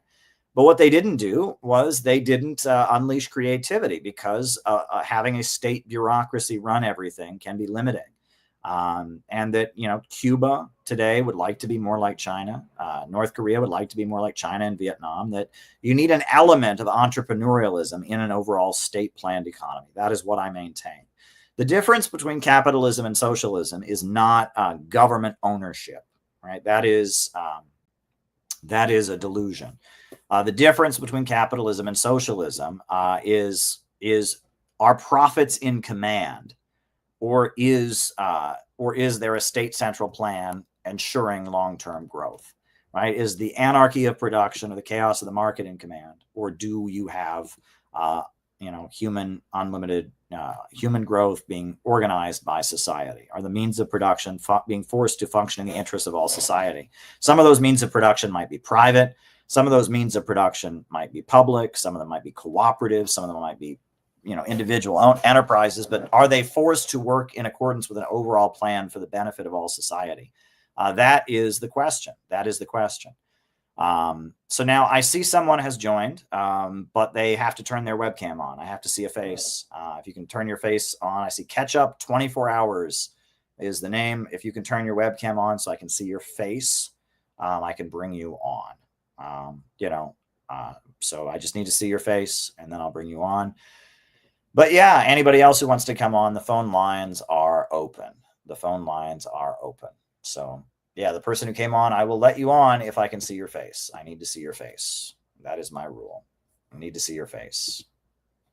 I'm not in the mood next time. Okay. then don't come on. That's fine. Anyone else wants to come on, that's no problem. If you have any questions for me, I think I pretty well answered Funky's question. Leo Messi says, why did Modi, Xi, and Putin just allow Israeli and U.S. strikes on Iran to happen? Well, I don't think it's a question of they allowed it to happen. They happened, and they're trying to prevent an all-out world war.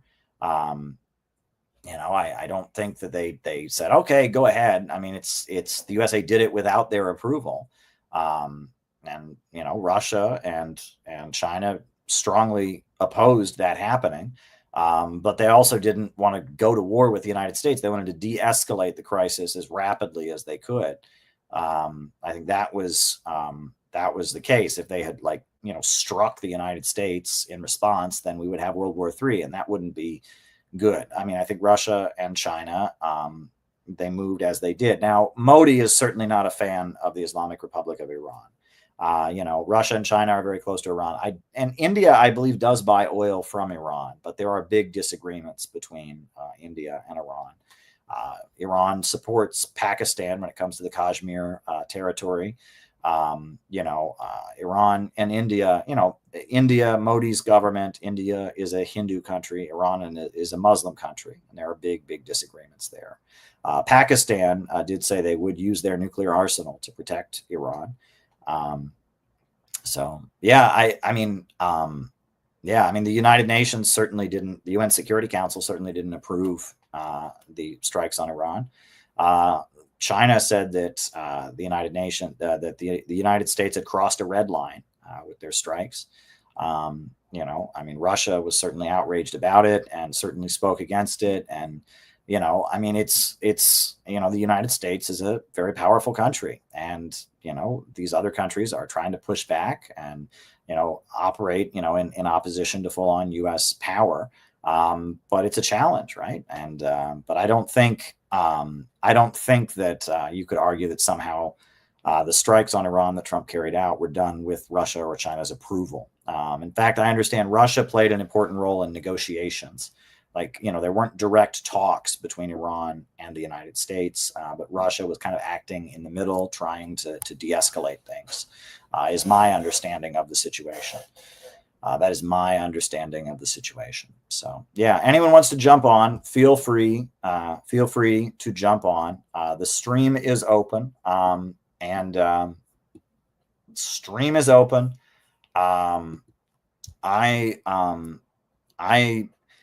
I'm kind of at a loss for words. I'm a little bit like a deer in the headlights. I just really hope this peace deal goes through. I really hope we can really have peace. I really, really hope we can see the peace, go through. So I'm going to show videos of what CPI has done to advocate for peace while I wait for anyone who wants to jump on. I mean, I'll stay on here for a while. But yeah, I'm feeling kind of tired and I'm feeling kind of in shock, and I'm trying to make sure that the rallies happen, and I got church in the morning, but I'm just gonna, I'm gonna show some videos while I wait for anyone who wants to hop on. What else can I do, right? So I'm gonna keep showing videos, if somebody wants to hop on, why, I will talk with you, and I will engage with anyone who wants to hop on and join the stream here on Saturday night. That's what I will do. Right? That's what I will do. So yeah, I guess I'll show some of the videos of how we've advocated for peace with Russia, because that's pretty important, right? Yeah, I can certainly do that. Actually, there's a video I made a little while back about the small peace rally we did in Minneapolis. Maybe I'll show that. I'll show that next. That would be cool.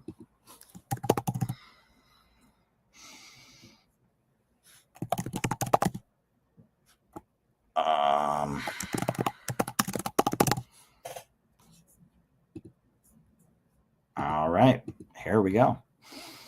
Yeah. It was Penny and Gabby and Peter. We were out in the streets of Minneapolis. I'll show that little video. It's a fun one. So we'll do that. And then, there were rumors of Trump and Putin meeting again. And so Trump is set to speak to the Russian president tomorrow. And I'm proud to say that we, the Center for Political Innovation, have had a lot to do with that. Ever since the Ukraine war began, we've been in the streets loudly saying Russia is not our enemy, calling for negotiations, etc. And recently, when we were in Minneapolis for a small workshop we did, we figured we couldn't leave town without doing that. And so myself and Penny and Gabby, we went to downtown Minneapolis with a big banner. We're here in front of the Spoon Bridge in Minneapolis to support peace talks between Russia and Ukraine. We have confronted our government multiple times. And I must say we got a very, very positive response. Minneapolis is supposed to be a Democrat Party city. Minneapolis is pretty woke, so to speak, but there seemed to be overwhelming support for our message of peace with Russia. People were honking their horns, giving thumbs up, a wide variety of folks. People that looked like they were Trump supporters, people looked like they were young urban professionals. It was really, really great to see how sympathetic people were to our message of peace with Russia. It was also great to hear our members. One of the great things about having these little speak out rallies is that our members get a chance to speak. And Gabby got on the bullhorn, gave her perspective. We don't need this war. We might not agree everything what Trump is doing, but we need peace. Penny got on the bullhorn, gave her perspective as a local from Minneapolis, a mom, a working person who doesn't want her son to get killed in a war. Jobs for Americans, health care, schools, not billions of dollars. Had the pocket of the warmonger. I was there. I spoke as well. Why are they cutting services for Americans? Why did people get left stranded after the hurricane in North Carolina, but they've got billions of dollars for Ukraine. We need to raise this message everywhere we can, and we have as CPI. We're building a community of solidarity and resistance. That's what the Center for Political Innovation is. We're not a fandom. We're headed out to LA soon. We're having our big convention in July. We're a real community of people working together to build a movement. We demand a government of action that fights for working families. All right, and David Fox is here. Welcome, David. How you doing? Yeah, good. Yourself? I'm great. Again, kind of in shock, kind of, deer in the headlights about everything that's going on. But, my hope is that we can be out there and make our contribution and that we can see things go in a good direction. How are things in Australia? Well, let's get back. We've still got our issues and stuff. I think the big moment was last weekend with the Palestinian rallies. I think that was a real momentous, don't use Trump's term here, effort actually from everyone involved in that. They braved the weather in Sydney. The media tried playing it down, and afterwards realising the numbers, there would have been well over 200,000 over the Harbour Bridge. I think the police made more of a debacle turning the march around, not to go any further because they made more of a mess really with obstructions and all that. But the media had a major meltdown after that, so did a lot of politicians as well, which is a good thing. It just comes to show the level of support now. And look, I've got to say, Palestine's not a left or right argument or centre anymore. It's look up because reality is it's bringing everyone together. Said enough's enough after that announcement by Netanyahu, and it's just galvanised everyone even further. There's going to be further rallies. Obviously, there's one in Melbourne every weekend. Melbourne had a very similar size march. So the support's out there, and it's now a question of how it's going to be putting the pressure on the Australian government to recognise Palestine not just as a state but as a nation. I think that'd be correctly good. And and the Palestinians are entitled to their homeland, and I think it's going to be a monumental effort here, but it will be done. The other thing about with the recent announcement with Trump and Putin, look, that's a great development moving forward. I think it's, some of the war hawks will be upset, obviously, but look, it's something that has to be done sooner or later. I hope actually it would be, though. It's in working class interests to make sure that there's all the genuine demands of Russia are met. Recognising of the Donbas republics and recognition they are part of Russian Federation, the complete disarmament of Ukraine altogether, the denazification as well. Actually, pretty much the absolute surrender, unconditional surrender. I think that's the solution forward. I think you can't afford just to make some sort of half deal, peace deal. The only reason being because they'll just rearm again and strike back. So there's all these conditions have to be placed, and the other part is not to be part of NATO either. Absolutely not part of NATO. No more NATO expansion.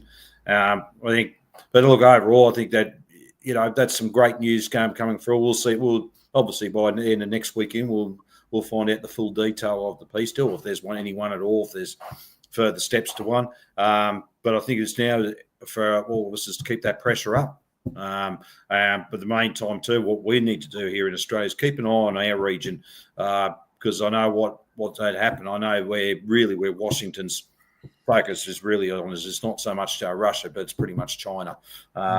If you read between the lines, when Trump's turned around and said, this has brought Russia and China closer together, it's only because he wanted to keep them separate and surround China. So hopefully those plans, there's been some spanners thrown in the works there. However, we can't be relaxed about this and don't think that it won't happen. So we've got to keep that focus on the Asia Pacific, especially now. Yeah. No, absolutely. And I mean, in regards to Gaza, I mean, Netanyahu is saying he's going to go in and demilitarize Gaza, which is horrifying. The Houthis are making a call for Muslims around the world to go and fight Israel and defend Gaza. And that situation is very possibly escalating very soon. And the world is just absolutely sick of Netanyahu, including the Israelis. They want to throw him out at this point. And, it's good to see people in the streets. We did sign CPI. We were official signatories of the statement by the Islamic Human Rights Commission at the UN.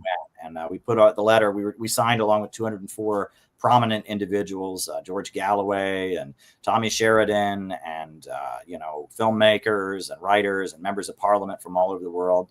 And also, we have our book on the Houthis that we printed in bulk, and we're about to do another run of them to take them to the convention, the Palestine event that's happening in Detroit on August 28th. There's about 3,000 to 5,000 people expected. Dearborn, Michigan is the highest concentration of Arab Americans. So we're certainly thinking about that issue, and I mean it's just ongoing, and the world is just really repudiating what Israel's doing. So now I know lately in Britain there's been a big issue because I guess they outlawed this group Palestine Action, right? Right, and that anyone who has a sign for the group, it's like a terrorism offense to have a sign with the name of the group on it or something. Have you followed that? Not quite completely. I am aware of it. The British comrades probably have more to say on that, but I think freedom of speech has been further clamped down in Britain than, say, here in Australia or even the US.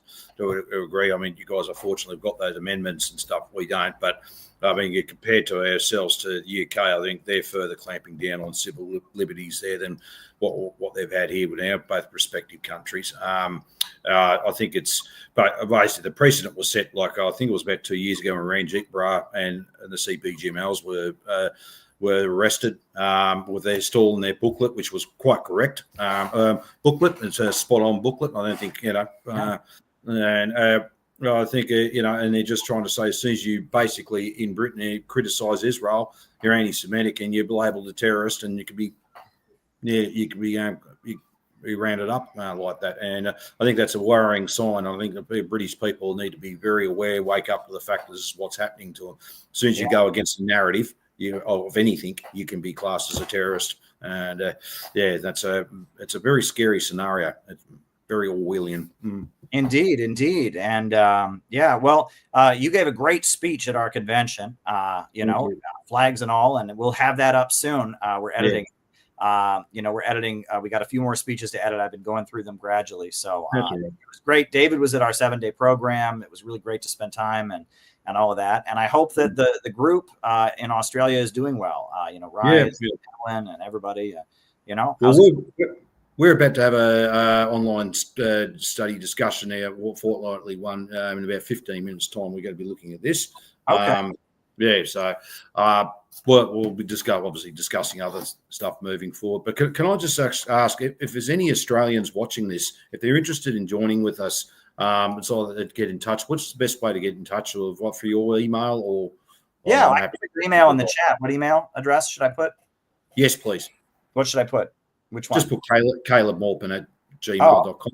Okay. All right. I can do that.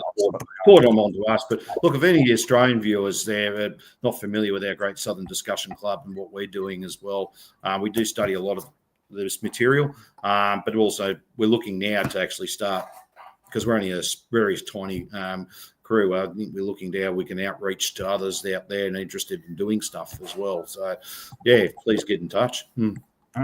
Great. Well, we always tend to have plenty of Australians watching, so it's good that you're organizing, folks. I mean, the point is to actually build an organization and change the world, and you're doing it in Australia. We're doing it here, so thank you for everything you're doing, David. You've been in struggle for years. You've been a lifelong anti-imperialist, and it was great to spend time with you. Yep, much appreciated. Thank you. No worries. You too. Thank you for your time. Yeah, absolutely. Yep, great. Wow, that was the great David Fox. It's always really great to engage with David. And anybody else who wants to join the stream, the stream is open. I'll put the link back in, and we'll put on some more videos because I'm kind of like a deer in the headlights. I'm shocked by everything that is developing. But anyone who wants to come on and talk to me about anything, as long as I can see your face, you're welcome to come on. The next video I think I'll put on is a video of the various things we've done to advocate peace with Russia. We'll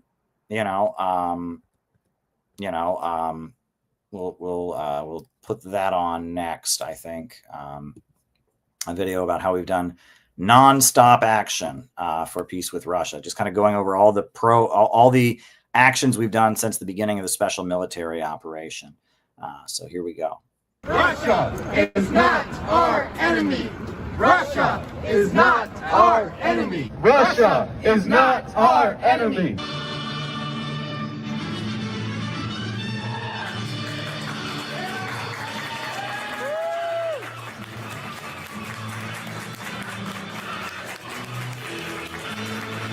Used the energy revenue to rebuild the industries of Russia, and he made Russia once again a strong economy. And that is why U.S. media demonizes Russia. That is why the U.S. government toppled the government of Ukraine in 2014 with the Euro-Maiden coup and installed a fanatically anti-Russian regime in Kiev. You know, I saw a CNN reporter claim that Ukraine was a peaceful country until now. Well, this is the monument in Donbass to all the children who have died of the shelling and the bombing being carried out by the U.S.-backed regime in Kiev. 14,000 plus people dead, children who have died. It hasn't been a peaceful country. The people of Donbass have been subject to 8 years of bombing, 8 years of shelling, 8 years of a food blockade, and Russia is now moving in to protect them and bring an end to this. The Wall Street money sharks hate Russia. They hate China, Cuba, Venezuela, Iran, and many other countries because they have governments that stand up to the international bankers and their monopolistic corporations. And it's not a good situation. People are dying and it needs to end. And we need there to be a negotiation.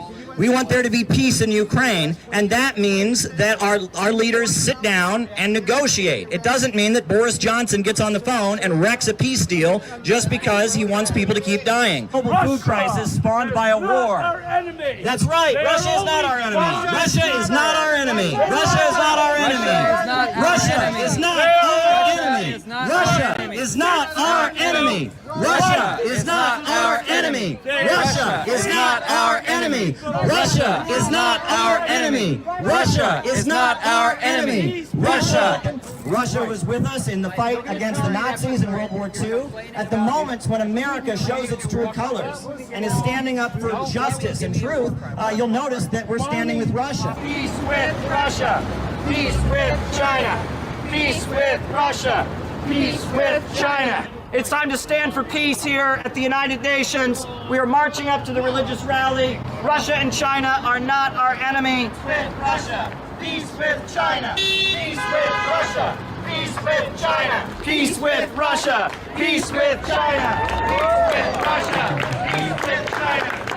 Peace with Russia. Peace with China. Peace with Russia. Peace with China. Peace with Russia. Peace with China. Peace with Russia. Peace with China. Peace with China. Peace with Russia. Peace with Russia. Peace with China. Peace with Russia. Peace with China. Peace with Russia. Peace with China. Peace with Russia. Youth festivals are very, very important to my organization in particular, the Center for Political Innovation. Every meeting that we have, we begin with the pledge.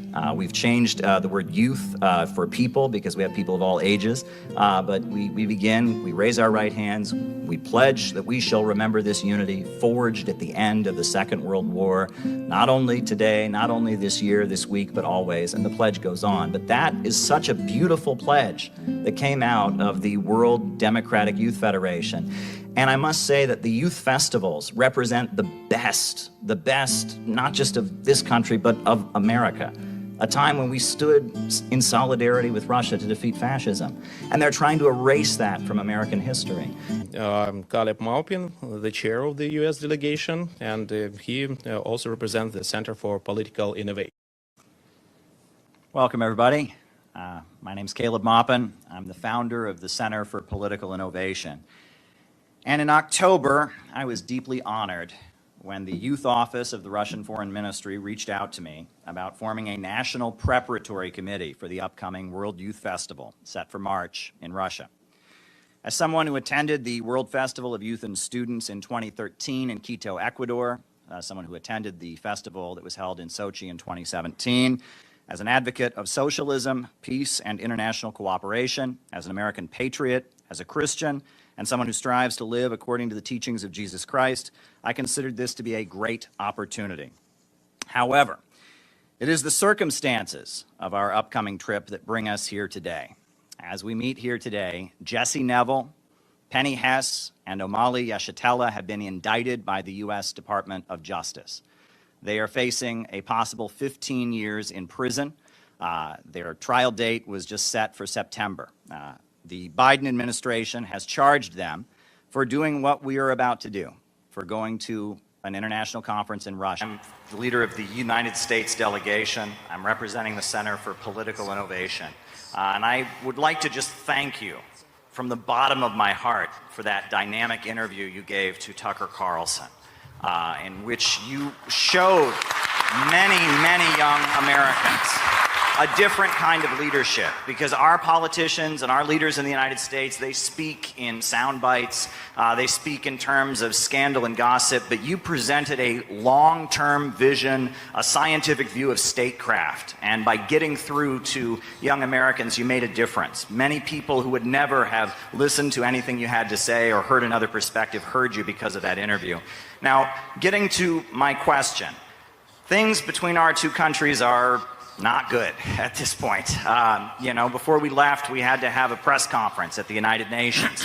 We are concerned about being prosecuted. There are 3 Americans that have already been charged and are facing prosecution, possibly 15 years in prison, simply because they attended a conference like this in Russia, the Uhuru movement, they're called. And we are concerned because I know that I speak for the majority of the American people when I say that we do not want our tax money dumped into this conflict in Ukraine any longer. We do not want our country to continue to deteriorate internally while our leaders waste money on prolonging this war. I'm frightened by what the Biden administration is doing, not just in Ukraine, but also on Taiwan and on the Korean Peninsula. And I really do see gatherings like this as a potential road to peace. And what I have seen at this festival has blown my mind. The amount of young volunteers that you have here, people who have stepped up, who love their country and want to just come forward and put together dynamic events like this. What kind of role can events like this and young diplomacy activities like this play in helping set the stage for maybe changing the dangerous direction our leaders in the United States are taking things against the majority of the wishes of the majority of the people of our country? Thank you.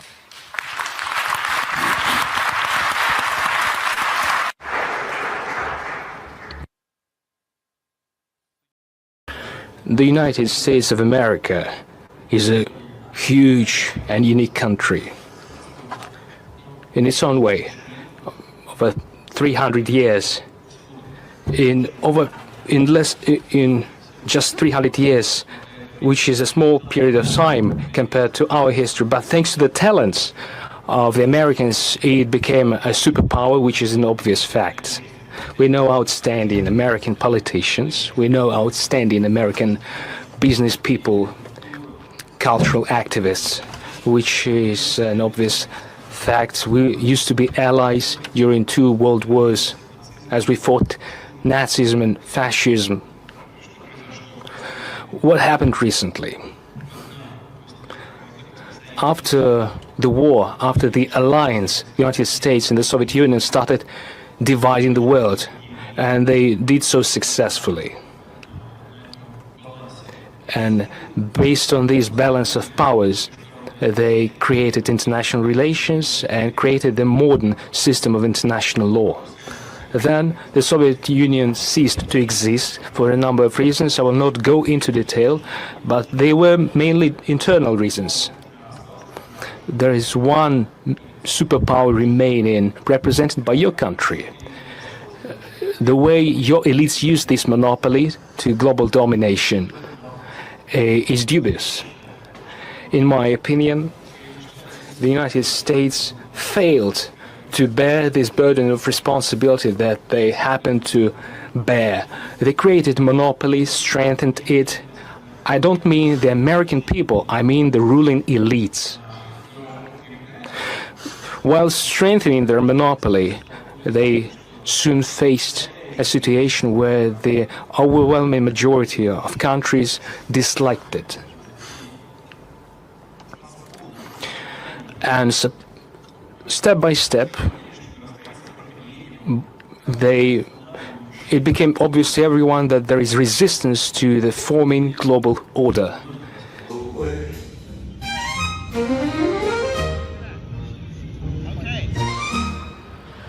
All right, so we're here at Trump Tower.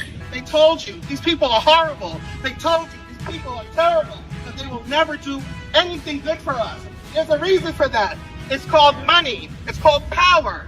They want to weaken you mentally. They want to capture your spirit, stomp you out, and tell you, why bother? Why get out of bed in the morning? Why do anything worthwhile? No. Great again. This was a great moment when Trump talked to Kim Jong-un and started the process of peace on the Korean Peninsula. And we want to see peace not just with North Korea, but with Russia, with China, with many countries around the world. It is outrageous that billions of dollars is being spent on prolonging the war in Ukraine when our people can't get relief in North Carolina. People are left behind in Georgia and North Carolina. They can't get the relief they need. This is outrageous. Our government is more concerned with waging wars around the world than for caring for our own people. That we need a president who will put America first, a president who will bring peace around the world. Only peace can make America. Big crowd of people.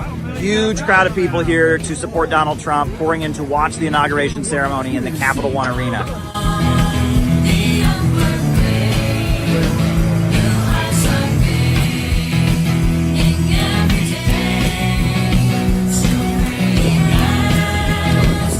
Yeah, we set up here and over there. How you feeling? How you feeling? I'm good. I'm good. It was fun to pass out pamphlets at the hotel there. Everybody was asking for more. Great. Excellent. We need to heal America as well. We need to pray for America. We need to make our country great again. We need to take over. The people need to take over to make our country better again. And I hope Trump can help us with that. Donald Trump for one of the greatest moments of his first presidency, when he went to a country that America has technically been at war with since the 1950s and gave peace a chance. We want to make peace around the world. We're here in front of the Spoon Bridge in Minneapolis to support peace talks between Russia and Ukraine. We have confronted our government multiple times. We don't need this war. You know, we might not agree everything what Trump is doing, but we need peace. I don't want my child to be going in a war that's not ours. Our tax dollars not coming in our country. You know, the infrastructure is crappy. There's holes all over Chicago. You know, A few people walking by, they look at the banner and they're trying to figure out if we're on the red team or the blue team, and they can't quite figure it out. Well, we're not on any team. We're on the team of the American working families. We're on the team of the American people. We're on the peace team. That's what team we're on. Talks between Trump and Putin are the most important thing in the world right now. Way more important than anything these stupid rallies have been demanding. Hands off this, hands off that. We need hands off the thermonuclear button. People have been very excited to hear something that isn't directly partisan, but rather demanding things that they need and want as people. It seems to me like people are very receptive of a message that is less oriented towards telling them which team to vote for. Hands off the button. Hands off the button. Peace with Russia, no war with Iran. Peace with Russia, no war with Iran. Peace with Russia, no war with Iran. Hands off the button.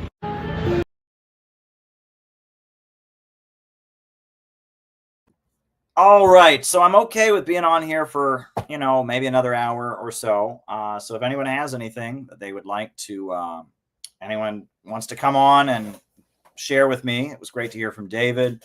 Anyone else wants to hop on and, you know, say a few words, tell me what's on their mind, debate me about something, whatever. I'm here. I'm taking guests. The stream is open. I have answered questions that have come in. Yeah. Well, here we go. Gabby, how you doing? hello. I'm good. Are you on you're on the road, it looks like. Kinda. I got ice cream from local Italian ice cream. Okay. Yeah, how are you? Oh, I'm all right. Again, I'm just kind of, you know, I'm just kind of shocked about everything, and I'm trying to put together rallies for next next Friday and Saturday as quickly as I can. I know you're working on that as well. You got people to call. It's a lot. It's a lot of work. I mean, I felt a little bit like working out, whatever, like what CPI is doing, we're doing the stuff that needs. You froze there. Say, you froze again. You said we're doing the stuff, and then you froze. Oh, we're doing the things that need to be done, basically. And I don't see anybody else doing it, like any other communist groups doing it. So Yeah. I feel like we're right on spot, and we're kind of paving the road ahead for like the next 5 years. So I don't see anybody else doing it. That's why No, I'm I still hear here. you. It doesn't even occur to other people to do it. Just like it Yeah. doesn't occur to them to help the Uhuru movement when they were under attack, right? It's weird. Right. These people don't get it. They think this is just like an internet debate or something. It's like some kind of internet Right. deal.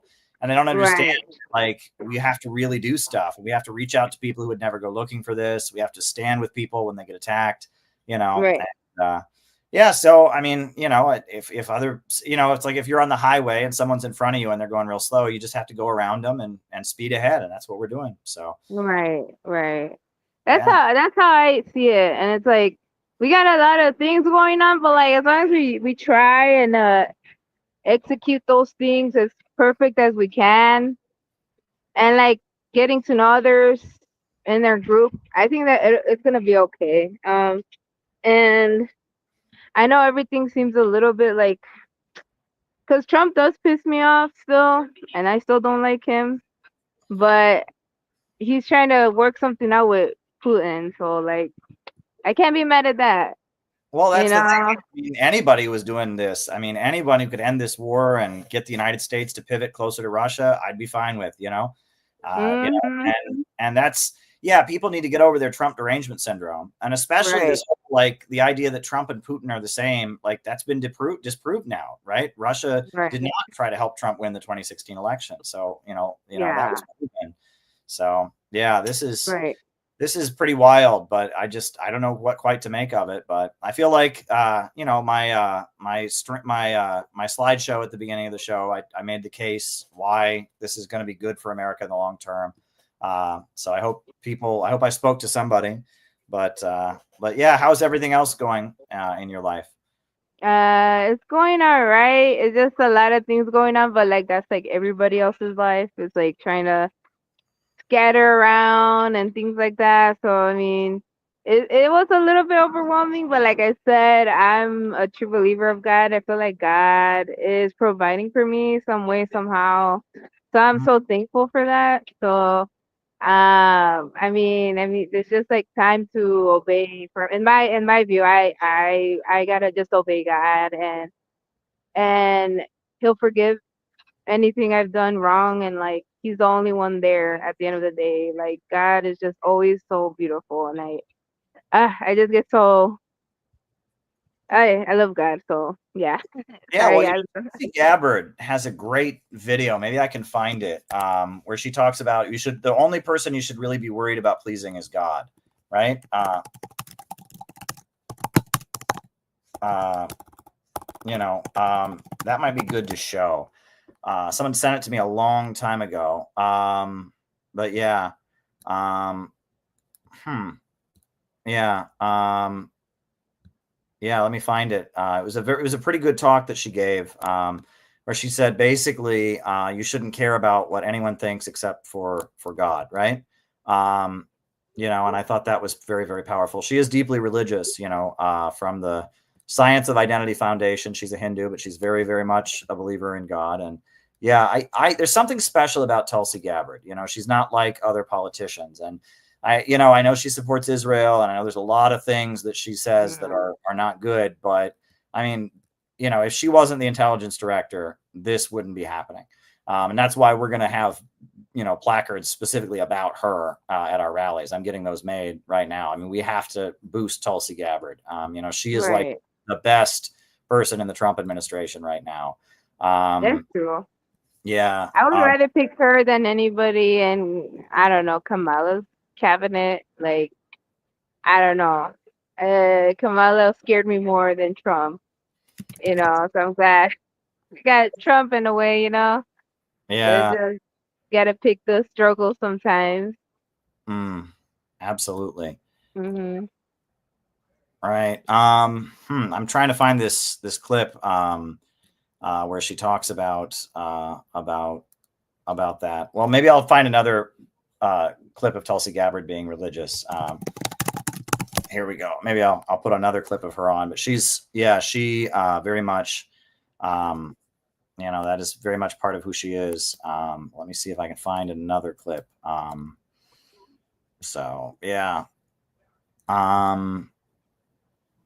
Yeah, I mean, she really made this happen. But I mean, what is the atmosphere like in Chicago?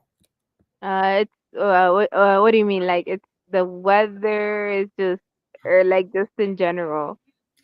Well, I mean, in terms of, I mean, I know people are really upset about ICE, right? I mean, that was one thing. Yeah, there's the whole thing with ICE. I mean, I think it died down a bit from what I haven't seen much, but from the one thing that's been going on is that the Chicago public school budget, they're cutting even more from their budgeting, and like I guess they eliminated a lot of jobs.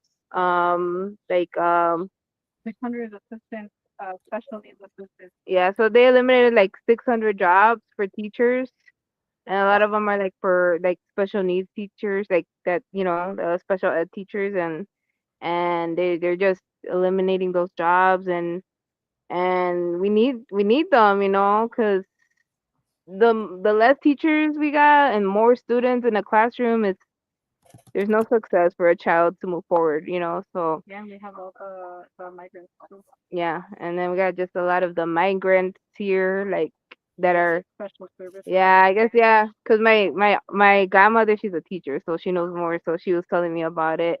I'm just like, yeah. So she's just saying that like everything with the migrants coming in is like a lot of kids in the classroom, and then it's just a mess right now, just in public schools. And I just don't like when people are like, oh yeah, well, just take them to a private school. I'm like, yeah, if I could afford it, I would, but like I can't afford it, So yeah, it's just getting worse. It's not getting any better. So, and that's why I feel really bad for teachers, but like, yeah, they really don't have any help or anything, So it's like I understand why teachers don't want to, like, people going to school don't want to become teachers anymore because a lot. But yeah, that's basically from what I heard from Illinois or Chicago. Is just the CPS budgeting and stuff like that they're cutting those in half, and just like, like I guess everything, they're cutting corners and like eliminating more. And I think I'm not surprised with Trump, and it was gonna happen either way with Trump or Kamala. I feel like it was gonna happen regardless. They were just gonna cut stuff either way. So I'm not gonna say it was Trump or Kamala, or that's the way the system is. It's just less and less and less until, I don't know. Well, so we we need a become government like of action to fight for working families. yeah. And it's just crazy because it's like we're like basically becoming a third world country. Like things that I would see in Mexico, I see here. Like kind of weird, and like I see people outside, like, when you wait, when you're in a stoplight and like people doing tricks for money, like I see that more often, like with little kids and like and little kids selling candy. Like that's the stuff I would see in Mexico.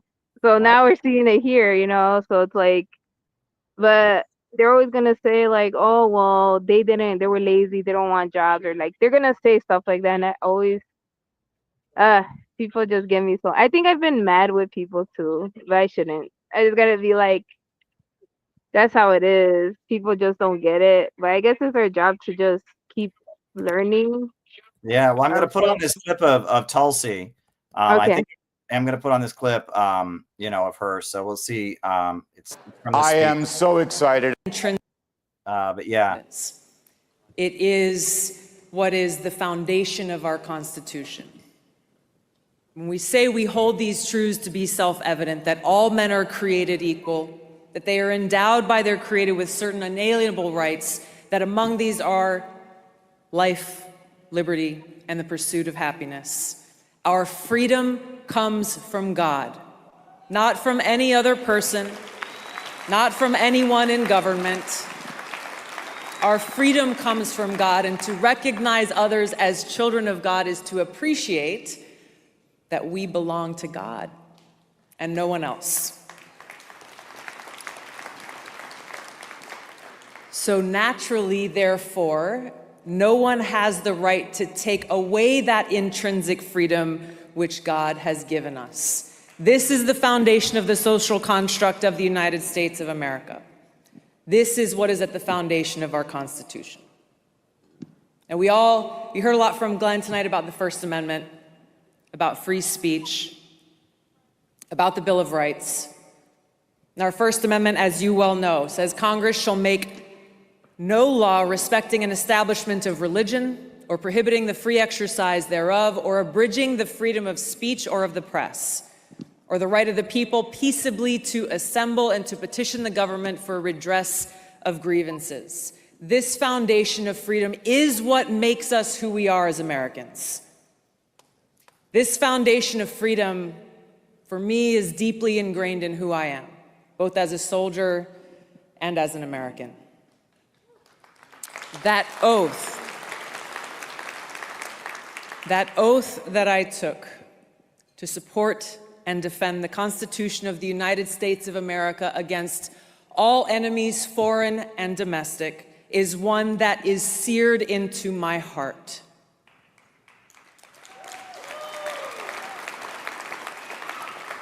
Now, I know we have many veterans here in the hall tonight, many who are watching from home, those of you who have worn or still wear the uniform. You know exactly what I'm talking about. You know how serious we take this oath.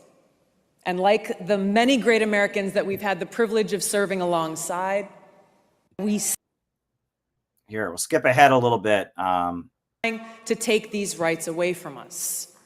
This is the biggest threat to our country. It is not coming from some foreign country. It is coming from power elite here at home and their co-conspirators in the mainstream media and the security state who are working to undermine our freedoms from within.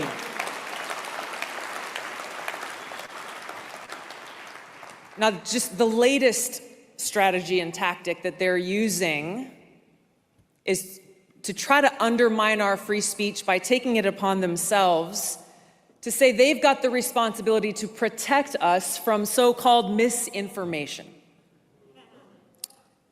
So basically, they're saying that they're going to protect us from that which they claim is not true.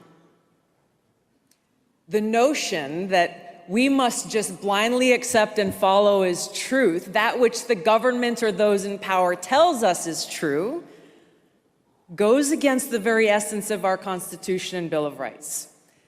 This was created as a resounding rejection of the reign of kings and churches and authorities. There's a reason the preamble of the Constitution begins with, "We the people."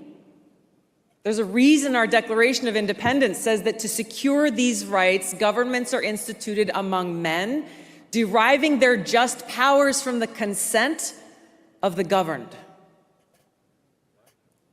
Why is it important that we say these words? Why is it important that we remember them, that we actually understand why they serve as the bedrock of this country? The reason why it's important is because in defiance of the Constitution, we now have leaders in our government working with their mouthpieces in the mainstream media and big tech, doing exactly what our founders rejected.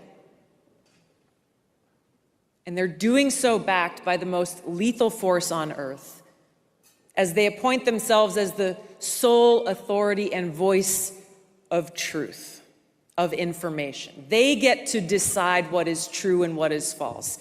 They get to decide what is information or misinformation. And they expect we, the people, to just blindly accept and follow. This is where we're at today. It is in direct opposition to the Constitution that the power elite is actively suppressing voices, opinions, and information that they don't like. That those who dare to even question the authority are accused of spreading misinformation and are therefore targeted and smeared and canceled and silenced. We've seen their playbook over and over again. Discredit and censor anyone who challenges them. Why? Because they know that their propaganda will not hold up to scrutiny. That rather than engage in debate on substance or even answer very simple questions about their policies, they instead immediately resort to smears and name-calling. I'm sure you've heard them all before. I certainly have, like today. Tito's got his hand raised. Russian asset, white supremacist, bigot, racist, extremist, traitor.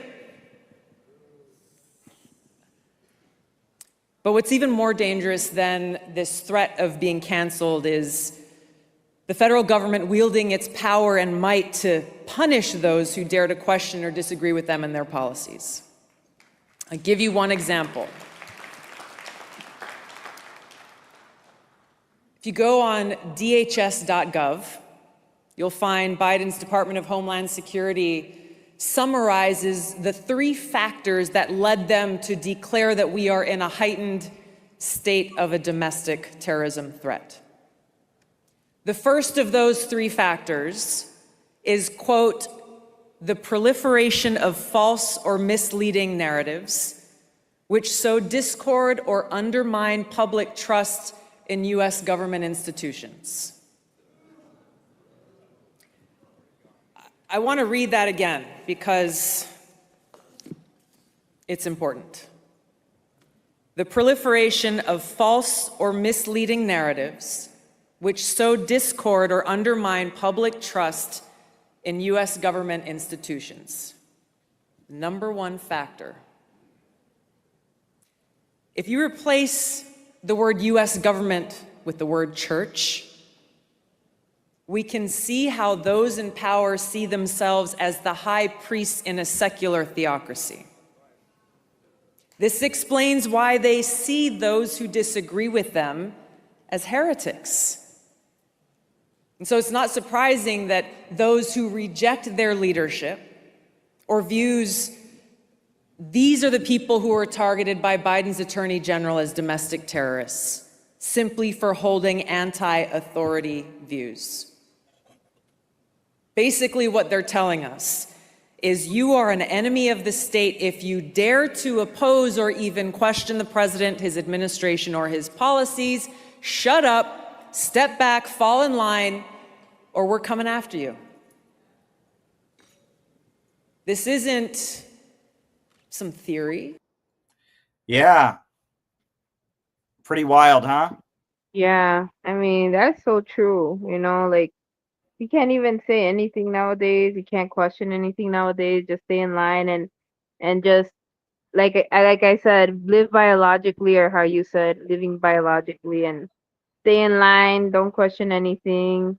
You know, that whole thing, like, I feel like when you start to learn things like what we're doing, and you can't go back and unlearn it, because it's like you can't. And now I know a lot of stuff from that I didn't know from before, and I'm more like, I can't stop talking about issues like this, and people get annoyed by me. But it's just, it affects our everyday life. Like, everyday life is like, why is this? Why is that? It's because of this. And, I always think about how you explain, because destructive accumulation or whatever.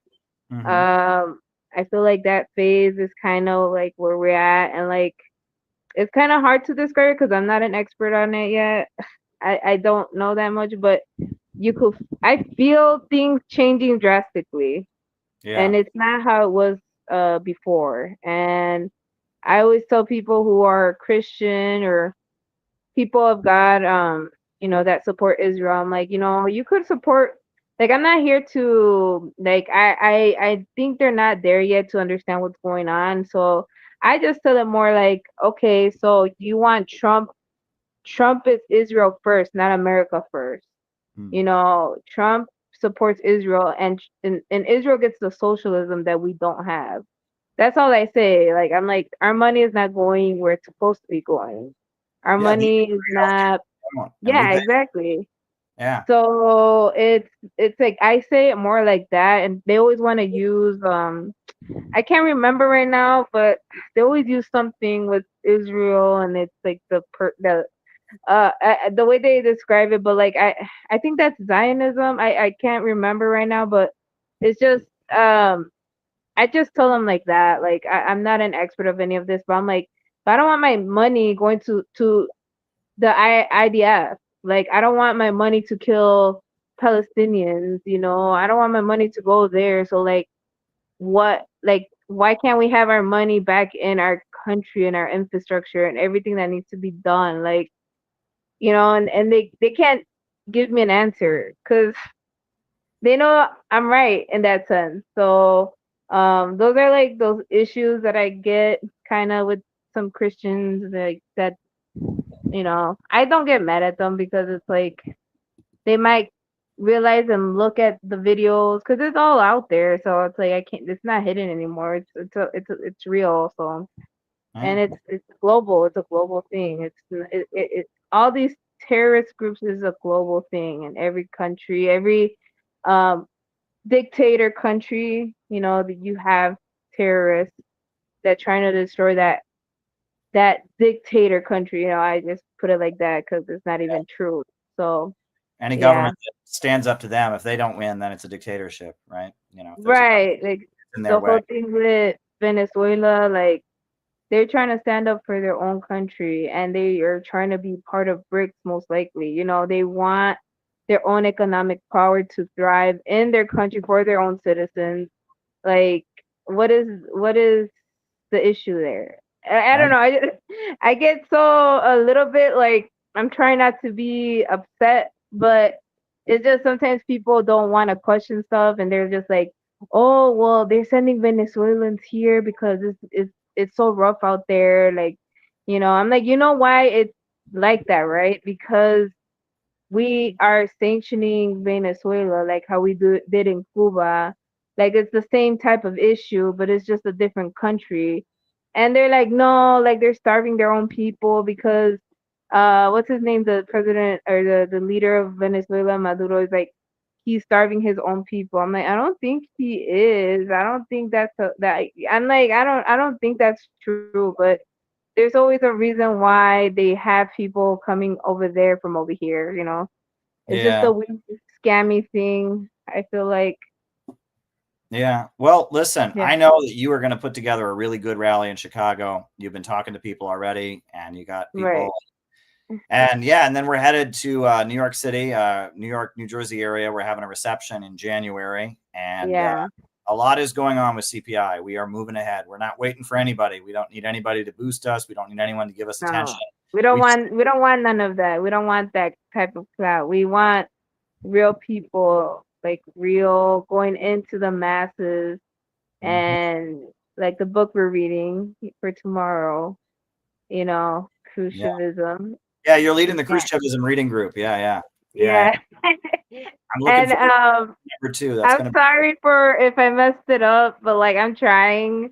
You're I fine. feel like yeah, but I mean I enjoyed it and I'm still enjoying it. I just like I have to I like to reread stuff a lot of times because I'm like let me see because I mean the second chapter is crazy, you know. I'm just like the McCarthyism era and all that stuff, and I'm just like I think if we lived in that time, it was, you know, that's why I feel like I understand why people are very like have that communist mindset of like being a straight up communist, you know, because of that era, you know, because I feel for those people too that were like, you know, went through a lot, you know, it wasn't easy being that back in those times, like, Yeah. but yeah, we got to move forward and be innovationists. I am personally, but yeah.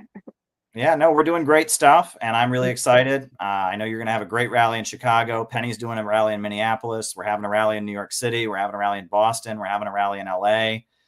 There may even be other rallies in a couple other states because you know, got a couple people Yeah, we gotta do it. We gotta do it because if nobody else is doing it, we gotta do it because this is an emergency, like literally emergency. And I'm at a point where I feel like I'm desperate. Like I want stuff to happen. Like we gotta start making it happen because if we don't do it, then nobody else. So we gotta just keep moving forward. So that's all I'm gonna say.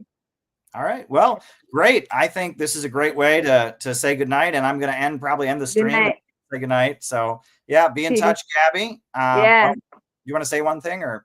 No, just keep moving forward, and just to the audiences, make sure you call a family member, tell them you love them. You never know. So that's pretty much it. All right. Very good. And with that, I think I'm going to end tonight's stream. Always great to talk to comrades. Yeah, it's been good. And, I've got a full day of activism tomorrow. Oh, wow. We got one last caller. Unanimous. Do you want to? Oh, did I miss him? Oh, I guess I missed him. All right. Well, I guess we don't have one last caller. I will end the stream. Unanimous jumped on and then jumped out. So I guess he's not here. So, okay, cool. We'll end the stream then. Thanks, everybody. Thank you. And yeah. Dare to struggle, dare to win. Dare to struggle, dare to win. All right. New upsurge in the struggle against U.S. imperialism is now emerging throughout the world. Ever since World War II, U.S. imperialism and its followers have been continuously launching wars of aggression. But the people of various countries have been continuously waging revolutionary wars to defeat their aggression. And while the danger of a new world war still exists, and the people of all countries must get prepared, revolution is the main trend in the world today.